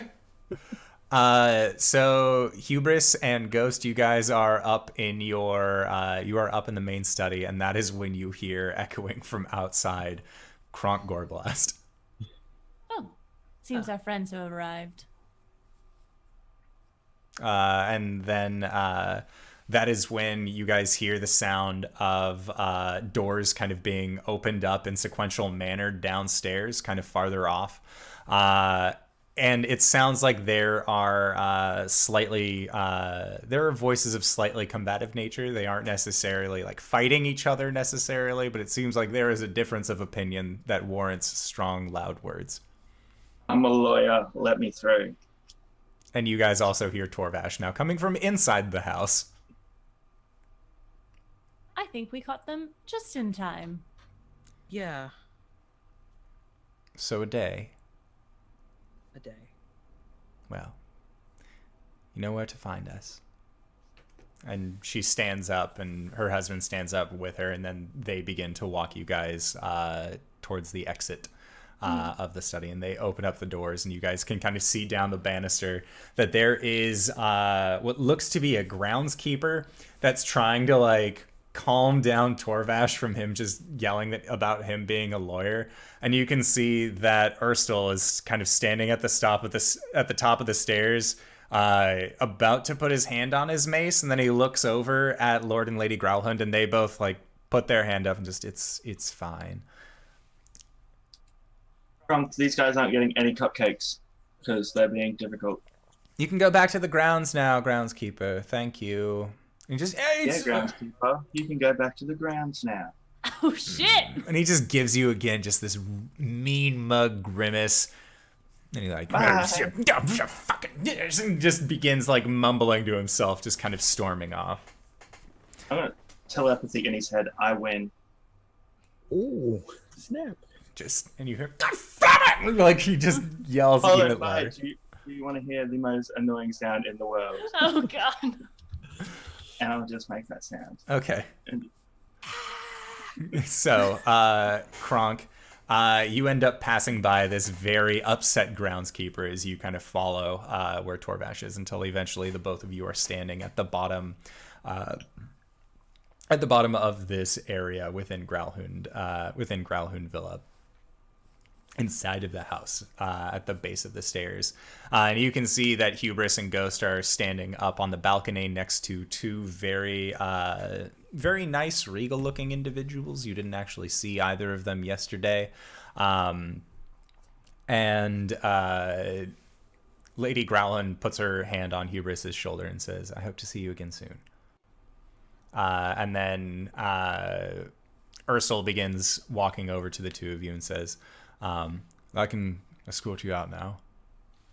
Sure, thank you. Well, just one more thing. And I lean over to Lady Gralhund and I just go, so how did you get your foot in that position? A little bit of magic goes a long way. I give her like a little wink and... Yeah, you guys share a little wink to each other. And I begin down the stairs. All right. And so the four of you are at the bottom of the stairs, and then Ursel begins to escort you out of the house. Until eventually you guys make your way back onto the street in front of Gralhund Villa as a very hefty as the door followed by a of the groundskeeper shutting the door behind you. That dude needs to get laid. Ghost shrugs. You made cupcakes? Yeah. Ooh. Holds the tray down. Ooh. Made them all by himself. No, that's Make fine. a perception check. Okay. That's 14. 7. All right. So, Ghost, you know which one is supposed to be which. You know which cupcake drawing is supposed to look like who. Kronk? Is that me? Mm-hmm. They are lovely. I don't want to eat them. They're so beautiful. Hubris, you cannot tell. Well, with the inference that Yeah. said, I was like, oh, okay, oh, I see it now. That's a horn. How does that one look like you, Hubris? It has the horns. I like that it looks like an owl. I'm so happy that you brought them all the way here, but do you mind carrying them until we get home? Nah, no problem. All right. I was worried the love would fall out. And then I nudged Torvash. That's, you know, Better to make baking with love instead of hate is what we have just taught Kronk today. I still think hate cookies sound cool. Well, Ghost kind of just can ruin things. Anyways, let us return to our home. Before we do, I would like to make a quick check and see if I can see how Split Lip got out. Okay. Because the whole place is covered with guards, so. You are assuming that he either scaled a low part of the wall or ran through the stable where you guys had initially had your cart run up.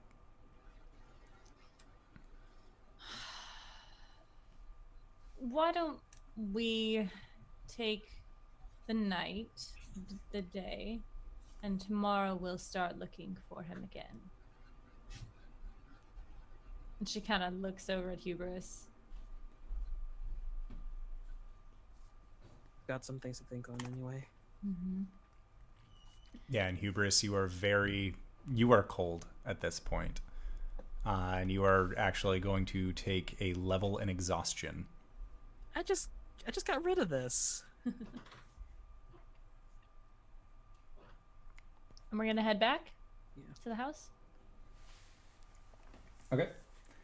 So, when you guys get back to the house, are you going inside to the tavern, or are you going up top to your living quarters? We need to regroup. I haven't really got permission to stay here except by Kronk, so I'm gonna go to the tavern. Okay. I grab him by like the collar and drag him upstairs. And as we're walking, I mean, is Hubris like shivering and stuff?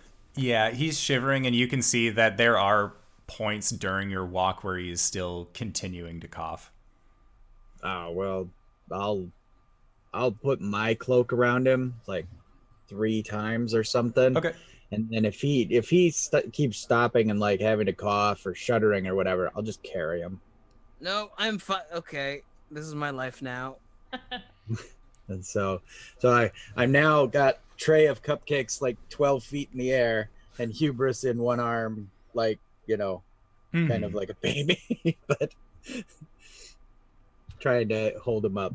Yeah, and KRONK, from your vantage point as well, you can actually see where there's still the semi-open wound of where Hubris's bone had been broken off. And along the ridges where normally it had been kind of gushing blood, you can see that blood is beginning to just kind of ice over as well with this very dark colored crystalline structure. Okay. Okay, I try to make him as comfortable as possible, and I try to keep the cupcakes from getting coughed on. I'll take the cupcakes out of your hand. All right. Well, I mean, like, you know, just give them to me. Okay, thank you. All right.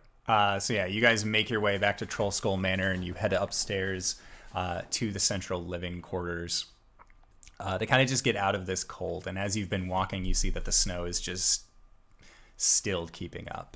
It's not unrelenting at this point. It's not like creating a snow blind, but you can tell that you guys are going to be in for a harsh winter. Okay.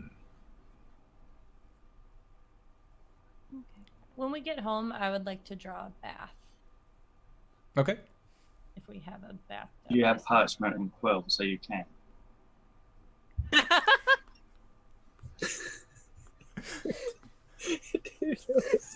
Hubris, I've never been more proud. Your laugh was very genuine. Very genuine. Shoo. You just set it up, okay? It's just set up spike. Yeah, I'd like to put water in the tub and heat it up, please. Okay. Yep.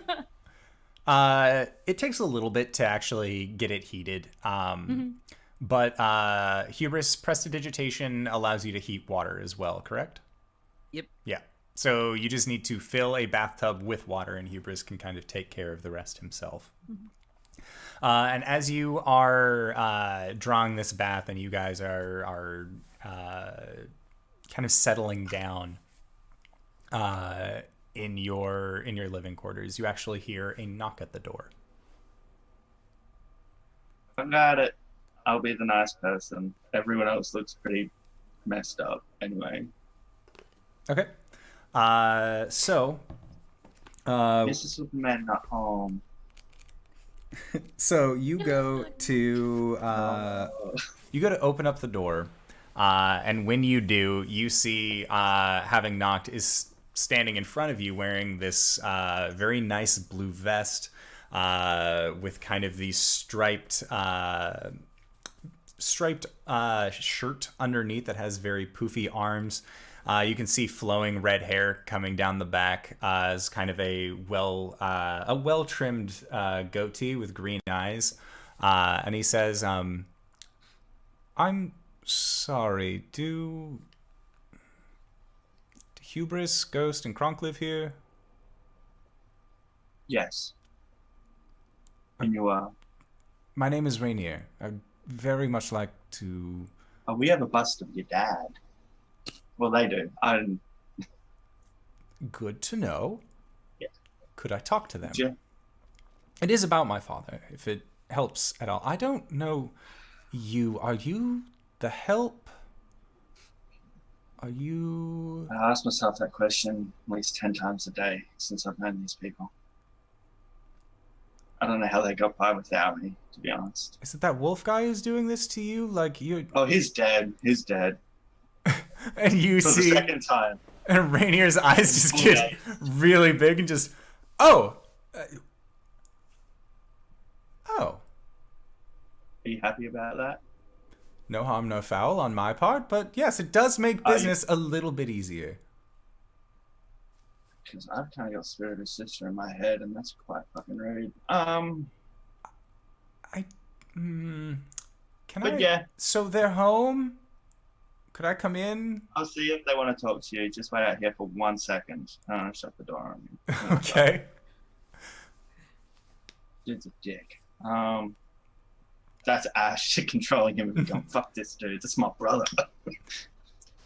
Some redhead, noble-ish, Ponzi type dude down there wants to know, who would I talk to? Hubris is brooding in his room.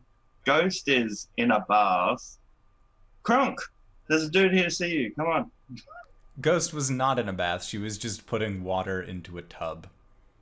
Oh, well, I'll let Ghost know then, because it'll go over better.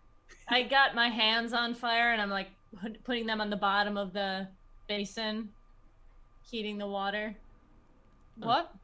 I'm sorry, who? There's some Ponzi noble redhead dude, the son of the dude statue you picked up. He wants to know if he can come up and talk to you guys. I left him outside. Put out my hands. Take your time. Yeah, no, yes. Could you tell KRONK to meet me in the, do we have any rooms that have furniture in them right now? Yeah, there's that one hallway with all the furniture in it. Yeah, can you tell KRONK, please, to set up a chair, the couch and a chair in that room, and I will bring him up. Okay, I'll pass that message on to KRONK. I'm gonna knock on Hubris's door. I drew you a bath if you wanted to heat up. Rennie is here. Okay, do you know what he wants? No, I was gonna go see. But I can handle it. Okay, alright. Thanks. Mm-hmm. Pause. Click, click, click, click. Then I go down to the front door. Okay. And just as a point of order, Torvash, did you tell KRONK to move all the furniture? Because I didn't know, based on the way that you responded to that question, if you were like, yeah, I'll totally tell him to move all the furniture. So I just wanted to verify. Yes, I would have. I'm not okay. Of a dick. Just wanted to Wolf check. wouldn't know, but Torvash, yes. Where are you setting up the furniture? Just in like a general room, or like the common room, or whatever? Sounds good. So got it. Yeah, so Ghost, you go downstairs, and as you do, you just see that Rainier is kind of like back up against the wall, arms crossed in front of himself, and just as you open up the door, just, oh, it's nice to see you. Do you mind if I come in? You're muted. No, thanks. No, please do. I'm sorry he left you outside. That's all right. Surprisingly, this one's less rude than the last one that you had. I'm sorry for your loss for what it counts. Oh, thank you. He'll be back. Come upstairs. Okay. Please. So Rainier follows behind you.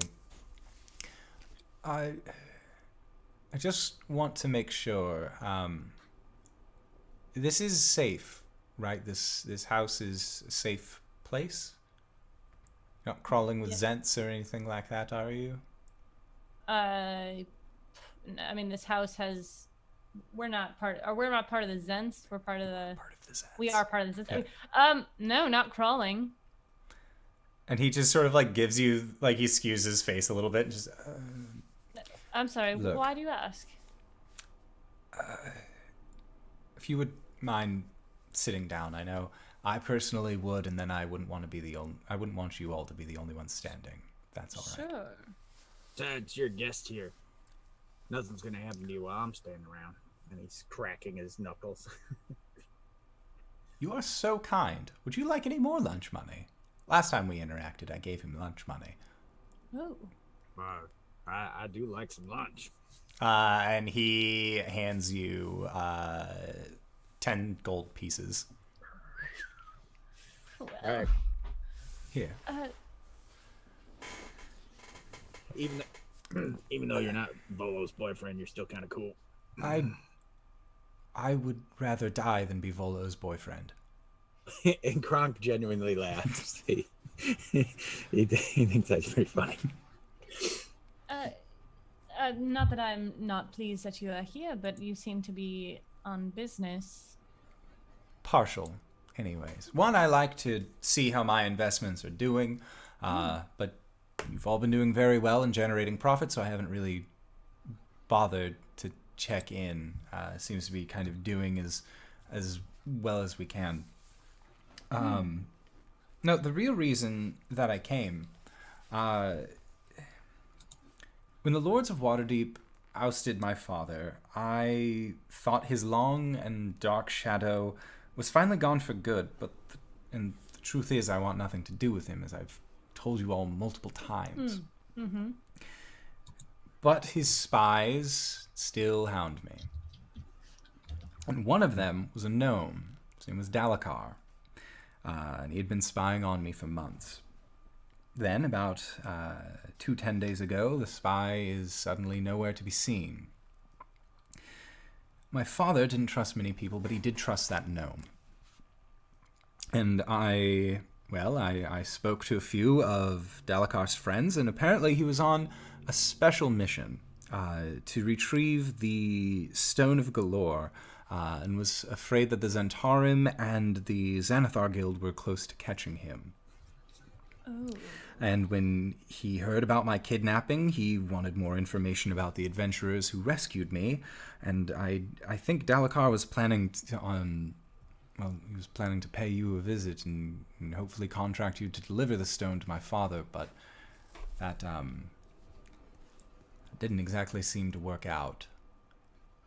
Oh. As well as... Didn't that gnome get blowed up? Yes, he did. Yes, he did. Sorry about your loss. That's all right. KRONK doesn't laugh. He doesn't. It's all right. He was closer to my father than he was to me, but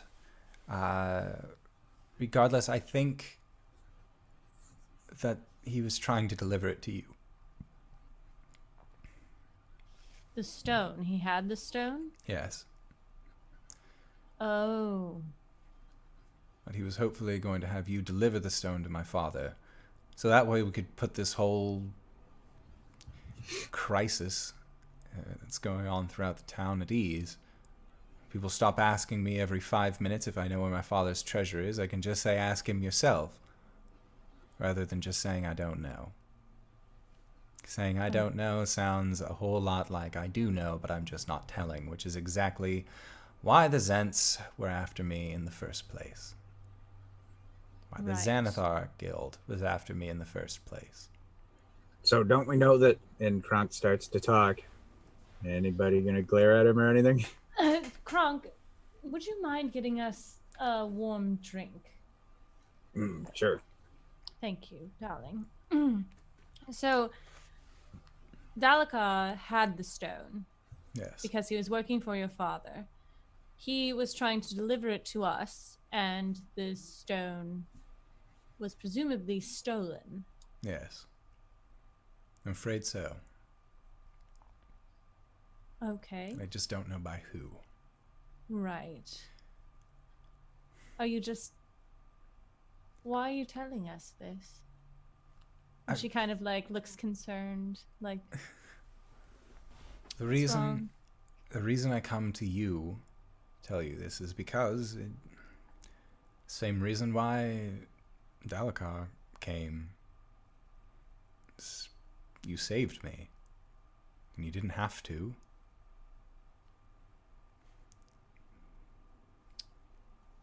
And so I figured that if the man or the gnome who my father trusted, Tantamount, was going to entrust you with something, As much as I don't like my father, his business decisions were often sound. You all seem like the right lot to do it. Especially now that you've removed yourself from... or that other member of your party seems to have been removed. Thank you for your...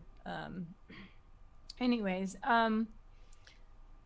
so you would like us to go find the stone? I would and the like... person who took it? Yes.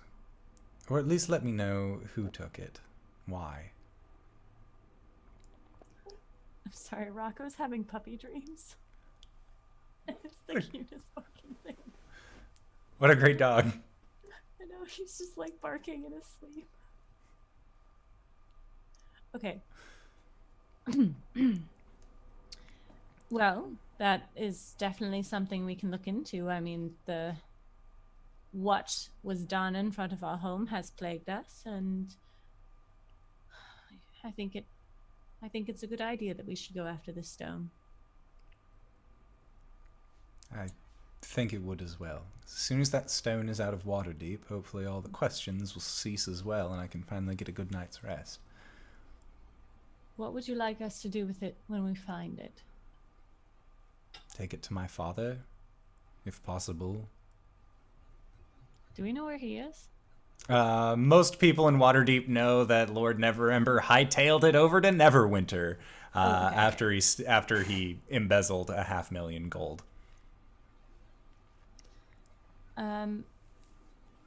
That is something that we could probably do, especially since you've been so kind to us. I do my best. To be Here you fair. go. Oh, thank you. Hands you each a glass. Now, if you were to find the stone, it's going to be very powerful. It's not just a rock. It's magic. What is it? It knows things. Oh. Almost any question that you can possibly think of asking could answer. And questions such as where to find the 500,000 dragons. So why most people want it. Is it like a djinn in that it only answers 3? Or is it a never-ending supply? From the way that my father spoke about it, he said that it was a never-ending supply.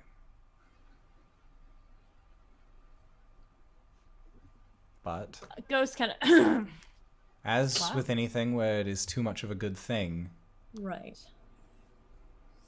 there's bound to be some consequences, some drawbacks.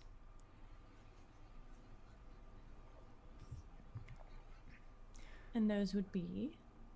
I don't know. Oh. I really don't.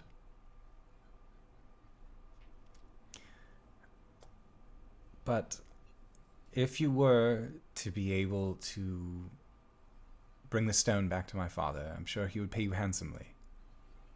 Not only for keeping me safe, but also for delivering a personal item of his back to him. Of course. Now, before I go, because this was absolutely delicious. Thank you again, KRONK. Before I leave, is there anything else that you would ask of me that you would require? By the way, that it was just a big glass of like whiskey because she said get a warm drink. Oh, okay. I just poured whiskey because that feels warm when you drink it. Mm-hmm. So. Yeah, Rainier has been just like steadily sipping on this. Okay. As Hubris knows, Rainier can actually put them back. No,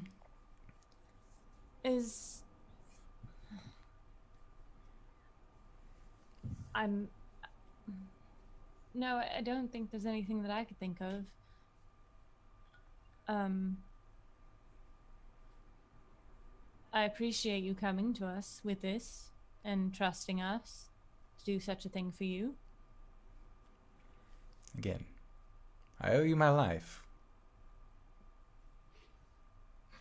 And if you do return the stone, maybe we can talk franchise opportunities. Ooh. Well, that would be a good idea. However, I'm not sure how the ghosting thing actually works. I'm not either, but all it takes is a few clever illusionists, and I'm sure we could rig up something. Yes, I guess. And with that, if I had... he stands up, and he takes the remainder of this large glass of whiskey, and you just see him pound it. There was a good half glass that was still remaining in his beverage, and he succeeds on his con save. Good for him. Good for him. If I do have any other questions, may I call on you? Yes, of course. I mean, you've been to my home before. You know where to find me. Yes. Thank you again very much. And she puts her hands on his hands. I'm sorry that the rest of my party could not be here for this. It's been quite the day. Isn't it always? You got it. With that, he gives your hands just kind of like a gentle squeeze, and then he walks off. You got protection for getting home? Yes. I'll just ask any number of the guards to escort me. It'll be fine. All right. They usually don't let me out of their sight for too long anyways. Makes sense. And with that, he just gives you all a gentle wave and then walks towards the front landing, and the door opens up for him, as Lif is ever the polite butler, as Rainier heads out, and then you hear the door shut behind him. Well, good news. We might get double paid.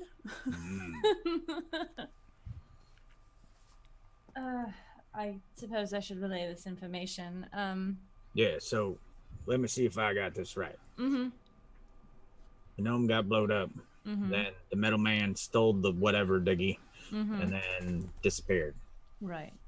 All right, so we're looking for the metal man. Right. We're looking for the metal man and the split lip because we're still on the job to bring him home. Mm. And by home, I mean just his head. Mm-hmm. Well, at least we have a little bit of time. Mm-hmm. Let's just take tonight and relax. Is there anything that you wanted to do? We could put a puzzle together. You know, if you want to do that, maybe Torvash could help you. I was going to speak to Hubris. I heard Torvash loves puzzles. All right. All right. You just hear, no, I don't. And the puzzle he has is just all these little slates, and they're all just broken because, KRONK puts a puzzle together like this piece, now this piece. And so all the puzzle pieces are just cracked and snapped and sort of mashed into place. I guess Torvash will spend his night doing mending to fix puzzles. Amazing. And then I'll go talk to Hubris. Okay. I'll just walk up, knock on the door. Your bath is getting cold. Oh, yeah, sorry. I just had some things to think about, and you'll walk outside. I'll follow him to the bathtub. Okay. So, what did Rainier want? Well, it seems that the gnome that exploded on our front doorstep was actually coming to see us. Ew. He had the stone that we spoke of earlier today. Which, by the way, answers any question that you ask of it. Any question you say. That's what I was told, but there is also consequences because magic, And he wants us to get the stone and bring it back to his father in Neverwinter. So we could potentially get twice the pay on this one. That's what I was thinking.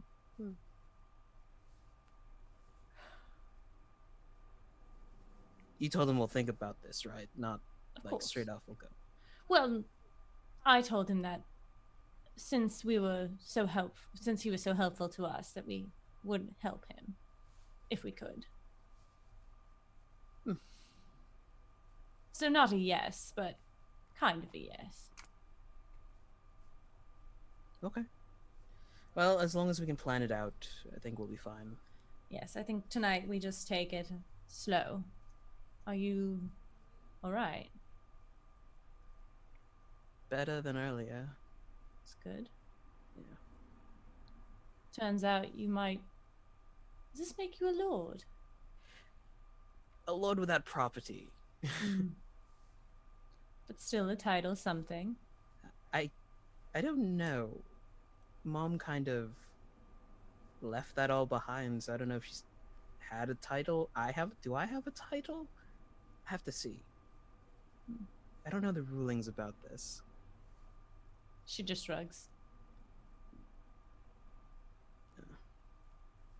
Thanks, by the way. You're welcome. She's just standing there. You're both just standing by this bath.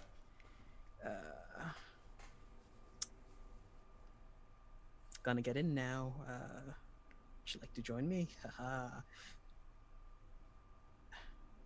Sure. What? She starts undressing. Okay. Is it a big tub or is it like a... Oh. Alright, that's fine. Yeah. Is it like a mirror? Very She committed. cramped. Yeah, is there a mirror inside this bathroom? Yes. Yeah. He was just gonna like turn, check himself in the mirror, lift his shirt up. How is it looking under there? You're a white tiefling, so there is a lot of visible black and blue. There's a lot of lacerations as well. Like, there are a lot of cuts that just didn't really heal from where your skin was broken. Ouch. Taking off anyway. So, how's this gonna work? There's like... You turn around and Ghost is like undoing her like 1,000 strings on her boots. I think you're trying to seduce me, Mrs. Robinson. Well, it'll be cozy, but you need the warmth. I think it'll be plenty warm inside the bath. But... Oh, well, if you don't... I mean, it's appreciated. It's not a... don't look a gift horse in the mouth. Hubris, like, gets in the tub. Yeah, Ghost will attempt to get in the tub as well. All right. Sounds good. Hubris, make a perception check. Ooh, that's a 19. So, it's on your back, or is it on the front? On the front. Okay. So as Ghost hops into the bath, you see on her pelvic region that she has, you see her second tattoo that she had talked about previously. Third tattoo. Just head tilt. Huh. And what does it look like? It is a very ornate dagger with a spider web coming from it.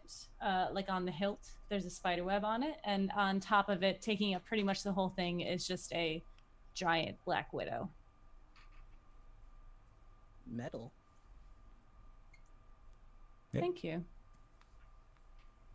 You guys both hop into the tub, and that is where we will do a fade to black. Hey, Patreon supporters, you want to know what happens in the bath? Tune in to Nights in the Courtyard. Here's a spoiler. Hubris bleeds out. God damn it. So yeah. Roll a new character. So Torvash and KRONK, you guys are busily working away at KRONK's puzzle, which you realize used to be like through uses of mending. KRONK, this was like a ceramic puzzle Yeah, that you had. that's what I was thinking. Like made of some kind of tile or something, clay or something like that. When you finally manage to put it all together in the way that it's supposed to be, Torvash, you can see that it looks almost like a very wide serving plate that had a design on the inside. And as you begin casting Mending, the puzzle pieces begin to just kind of heal over until you get this ceramic serving tray.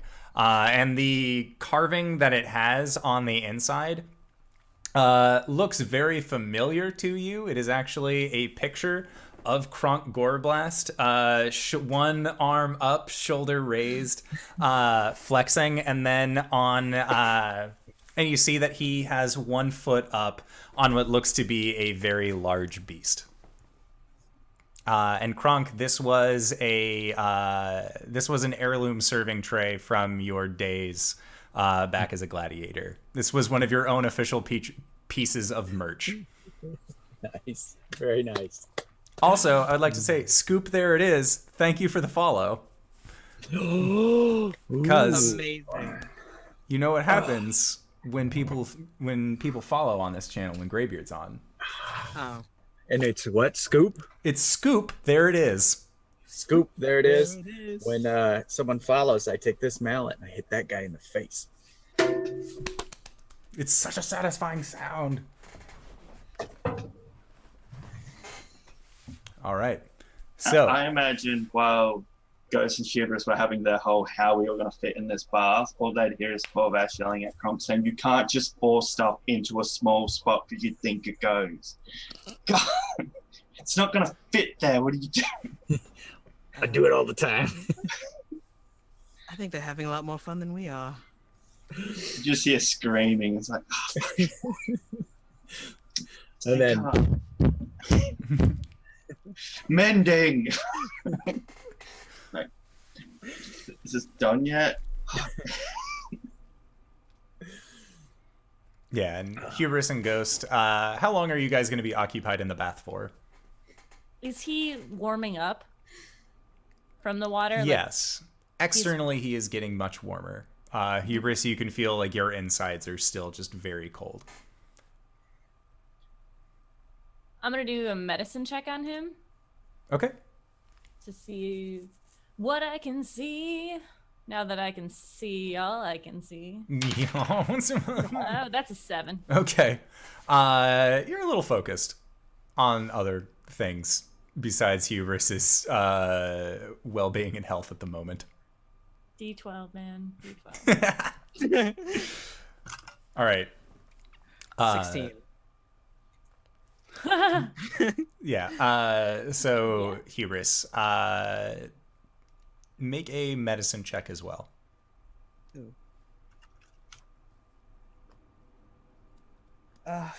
14. Okay, so with your 14, you would know that you need currently to stay in this hot bath for at least an hour in order to remove the level of exhaustion. And we're talking like submerged up to the neck, almost Iron Lung style. Yeah, this might take a while, Ghost. What? Uh, I'm trying to just keep you warm. yeah, this has happened before, and it takes a while. You know that we're not going to No, I mean, for me to feel better, it's going to take a while. like, internally? Yeah. Right. That's fine. Well, when I start to prune, I'll just get out. If that's all right. No, that's fine. Every once in a while, I'll just reach my hands around the edge and heat up the basin more.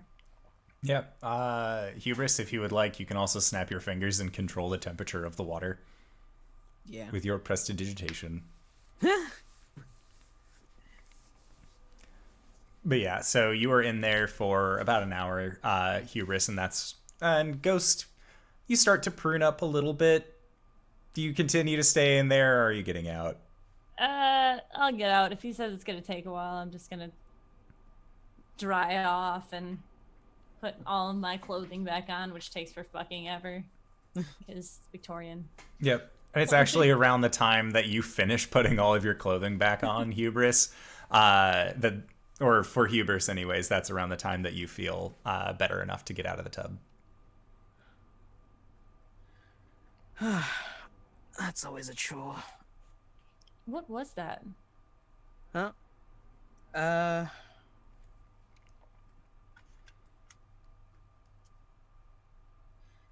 So, remember when we were talking about my mom? Mm-hmm. And I said she ran. Mm-hmm. She ran out of the 9 hells. And someone didn't like that. So they put a curse on her. Oh. And she was pregnant at the time. Oh. So she got out of the 9 hells, and I got the second worst birthday gift I ever received. The first being nothing. What is it? From her research, she says that, well, 1, it's magic. And 2, it's kind of like having permafrost pneumonia. Oh? It's fun. All the time? It increases, it decreases. More often than not, it increases. What keeps it away? Warmth, a little bit of healing time.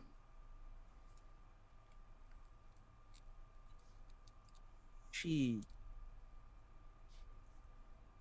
went away for a while, and I think she was trying to find a cure for the 2 of us. Or at least some way to break it. And she never returned, so... Is your sister your twin? No, different dads. Right, sorry. So your sister has it too? No, my sister doesn't. Oh, for you and your mother.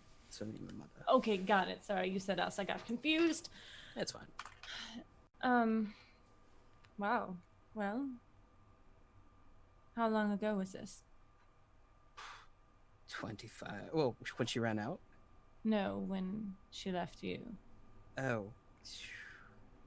I was 12 at the time, so... Math. 13! 13! Thank you! Well. I guess we all are a little fucked up. Did I say that at some point? I think you did. Yeah. Well, it is what it is. If we find the stone of Galore. If we find the stone of Galore, I could probably ask about a cure. Or where my sister is. Both would seem good. It has like unlimited weight. Is it like a djinn situation? Or No, it's unlimited, but bad juju. Bad juju. I mean, I'm kind of soaked in bad juju, so what's like a little bit more? Well, I'll let you get dressed. You're feeling better? Excuse me. A little better. Well, let me know if you need anything. Yeah. I'll do that. She, like, grabs the door handle and kind of, like, stops and turns.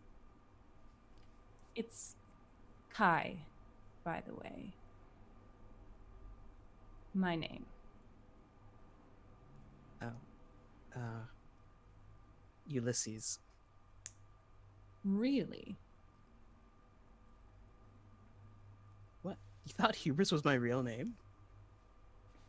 Fair enough. Good night. Ulysses. Good night, Kai. She exits. Yeah. And you can hear the sound of Torvash and KRONK putting a puzzle together. As once Torvash has finished mending this puzzle, KRONK is excited that he gets to find new ways for the puzzle to fit together. And as you are approaching, you see that KRONK has just broken it back out to reform. I'm out. Fuck this. You break everything around you. I'm gonna go into the tavern. Fuck this. I'm getting away from this puzzle. I scrape it all back into the box off the table, shake it a bit. Your whole party's fucked in the head.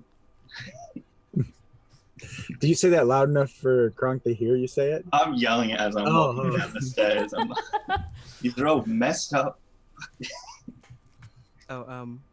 Hubris like pops his head out of his room and goes, "Hey, what's with the present?" What present? And don't we have? You Secret do. Santa present? You do have your right. secret Santor presents now.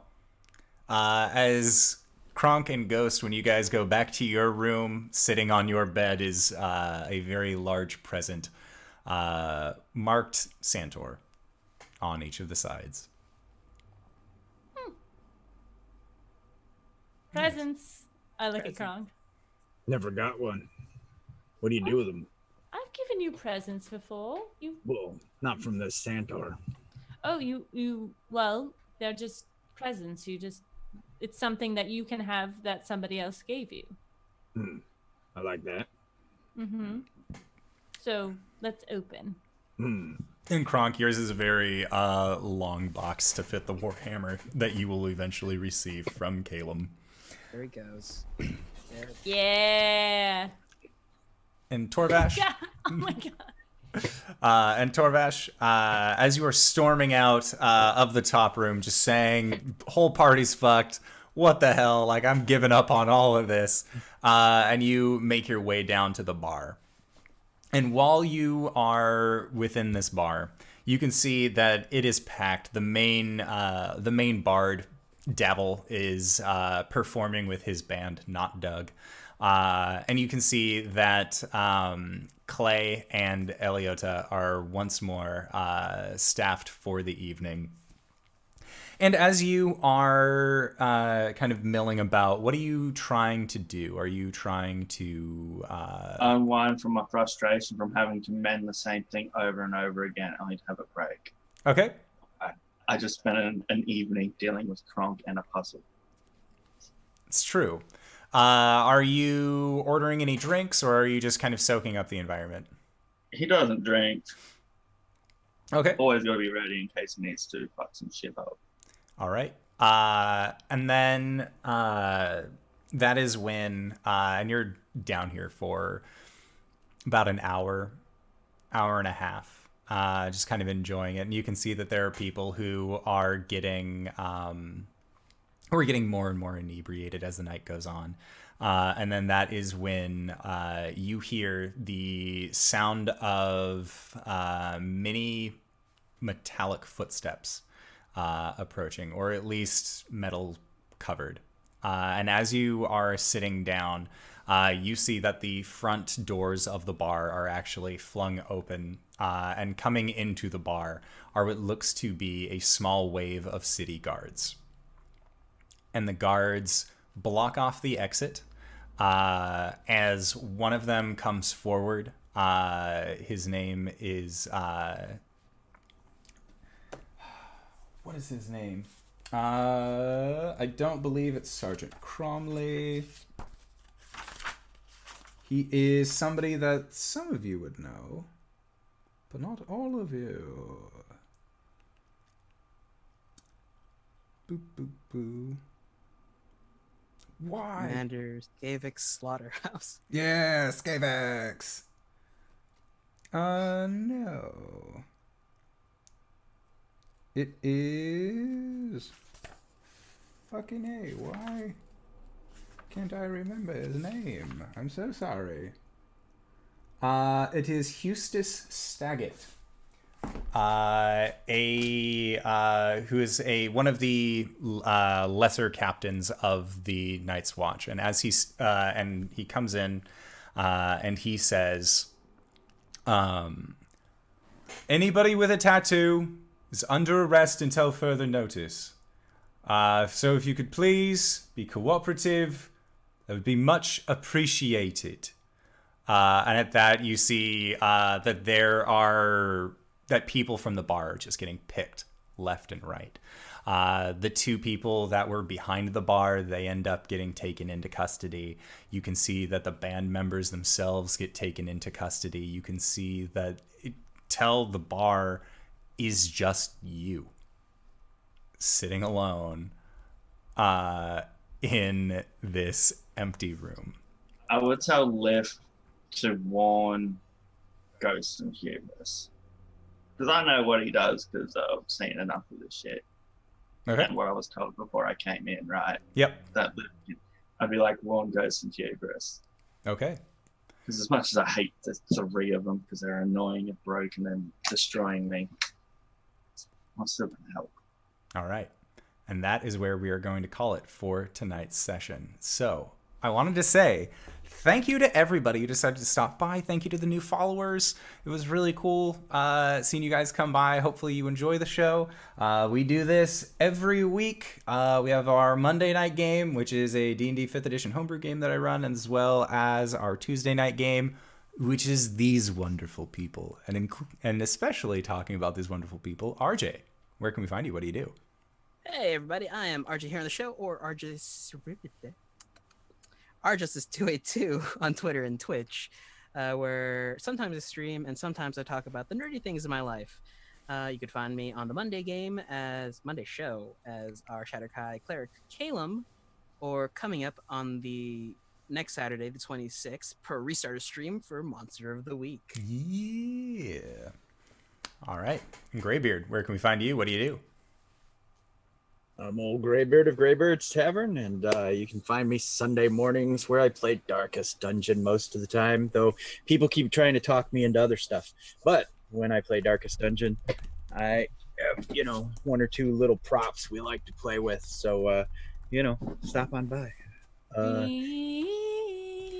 Yeah, that's it. People keep wanting me to play Dream Daddy. I know. Starting next Thursday, the 24th, during the day, I'll be on Pro Restarter's channel, also playing Blue Rose, a romantic fantasy. I'm so excited. Yep. Oh, it should be fun. So yes. Come check us out there. And of course, I'm KRONK Gorblatz here on Tuesday nights. So, yeah. All right. LB, where can we find you? What do you do? I'm LBHackEmUp. You can find me here Mondays and Tuesday nights. Mondays I play Gwen, the halfling barbarian who's quite feisty and a lot hornier than the character I currently play in this one. Starting this week on Sunday, I'm going to be playing in a Fates game on Encounter Roleplay's channel, and that starts at 5 Eastern. And then next week, I will be also in a Pro Restarter game on Friday night, starting at 8 Eastern time, which is a Bloodright campaign. Birthright. Yeah, God damn it. I know. I know. I'm forever going to say it wrong. So I'm trying to tweet more. I've got pictures that I want to tweet. So things. Just think about it really hard. They'll tweet themselves. It'll be fine. All right. And Barry, where can we find you? What do you do? You can find me here on Tuesday nights for you guys. Twitter, Twitch, and in 6.5 months in America. This is true because for all of you people who are curious, every single one of the members of this Tuesday night crew are going to be going to Gen Con. So if you are also going to be going to Gen Con, stop by and say hello. It would it would mean a lot for anybody to be like, hey, I know you, guy. We can take a picture. I could sign something for you if you wanted. I don't know, man. I'll give you a hug. I don't care. I was just going to say it if you didn't. I'm like, hugs. I am a hugger, so putting that out there. Also, we have a Discord that you can get in on if you are a subscriber to the channel or if you go through our Patreon, which is right here. I had it prepped this time. So if you go to our Patreon and join any of the Patreon levels, you can actually find yourself in the Indoor Adventure Discord where you can hang out with myself as well as all of these wonderful people, as well as the people from the Monday Night Game and a lot of other really cool people as well. We got JD Lady in there. We got Kyle with an N in there. Who's that? Reeves And we got Reeves, my co-host on Wednesdays. And we got Cyberwolf and the Wings. Yeah, because they're from Monday Game. Yeah, so there's lots of cool stuff. You can also get, I write adventures every month that I send out to patrons as well, so you can get in on that. I have fun writing them, and hopefully people have fun running them. But we are going to be heading into our after show, which is, again, another Patreon reward. So if you would like to ask us questions and then hear the responses that we give based off the questions that we receive, then you can find us there at Nights in the Courtyard. So that is it for me. Unless anybody has anything else, that is our humble show. And we will see you guys next week. All right, everybody. Bye-bye. Bye.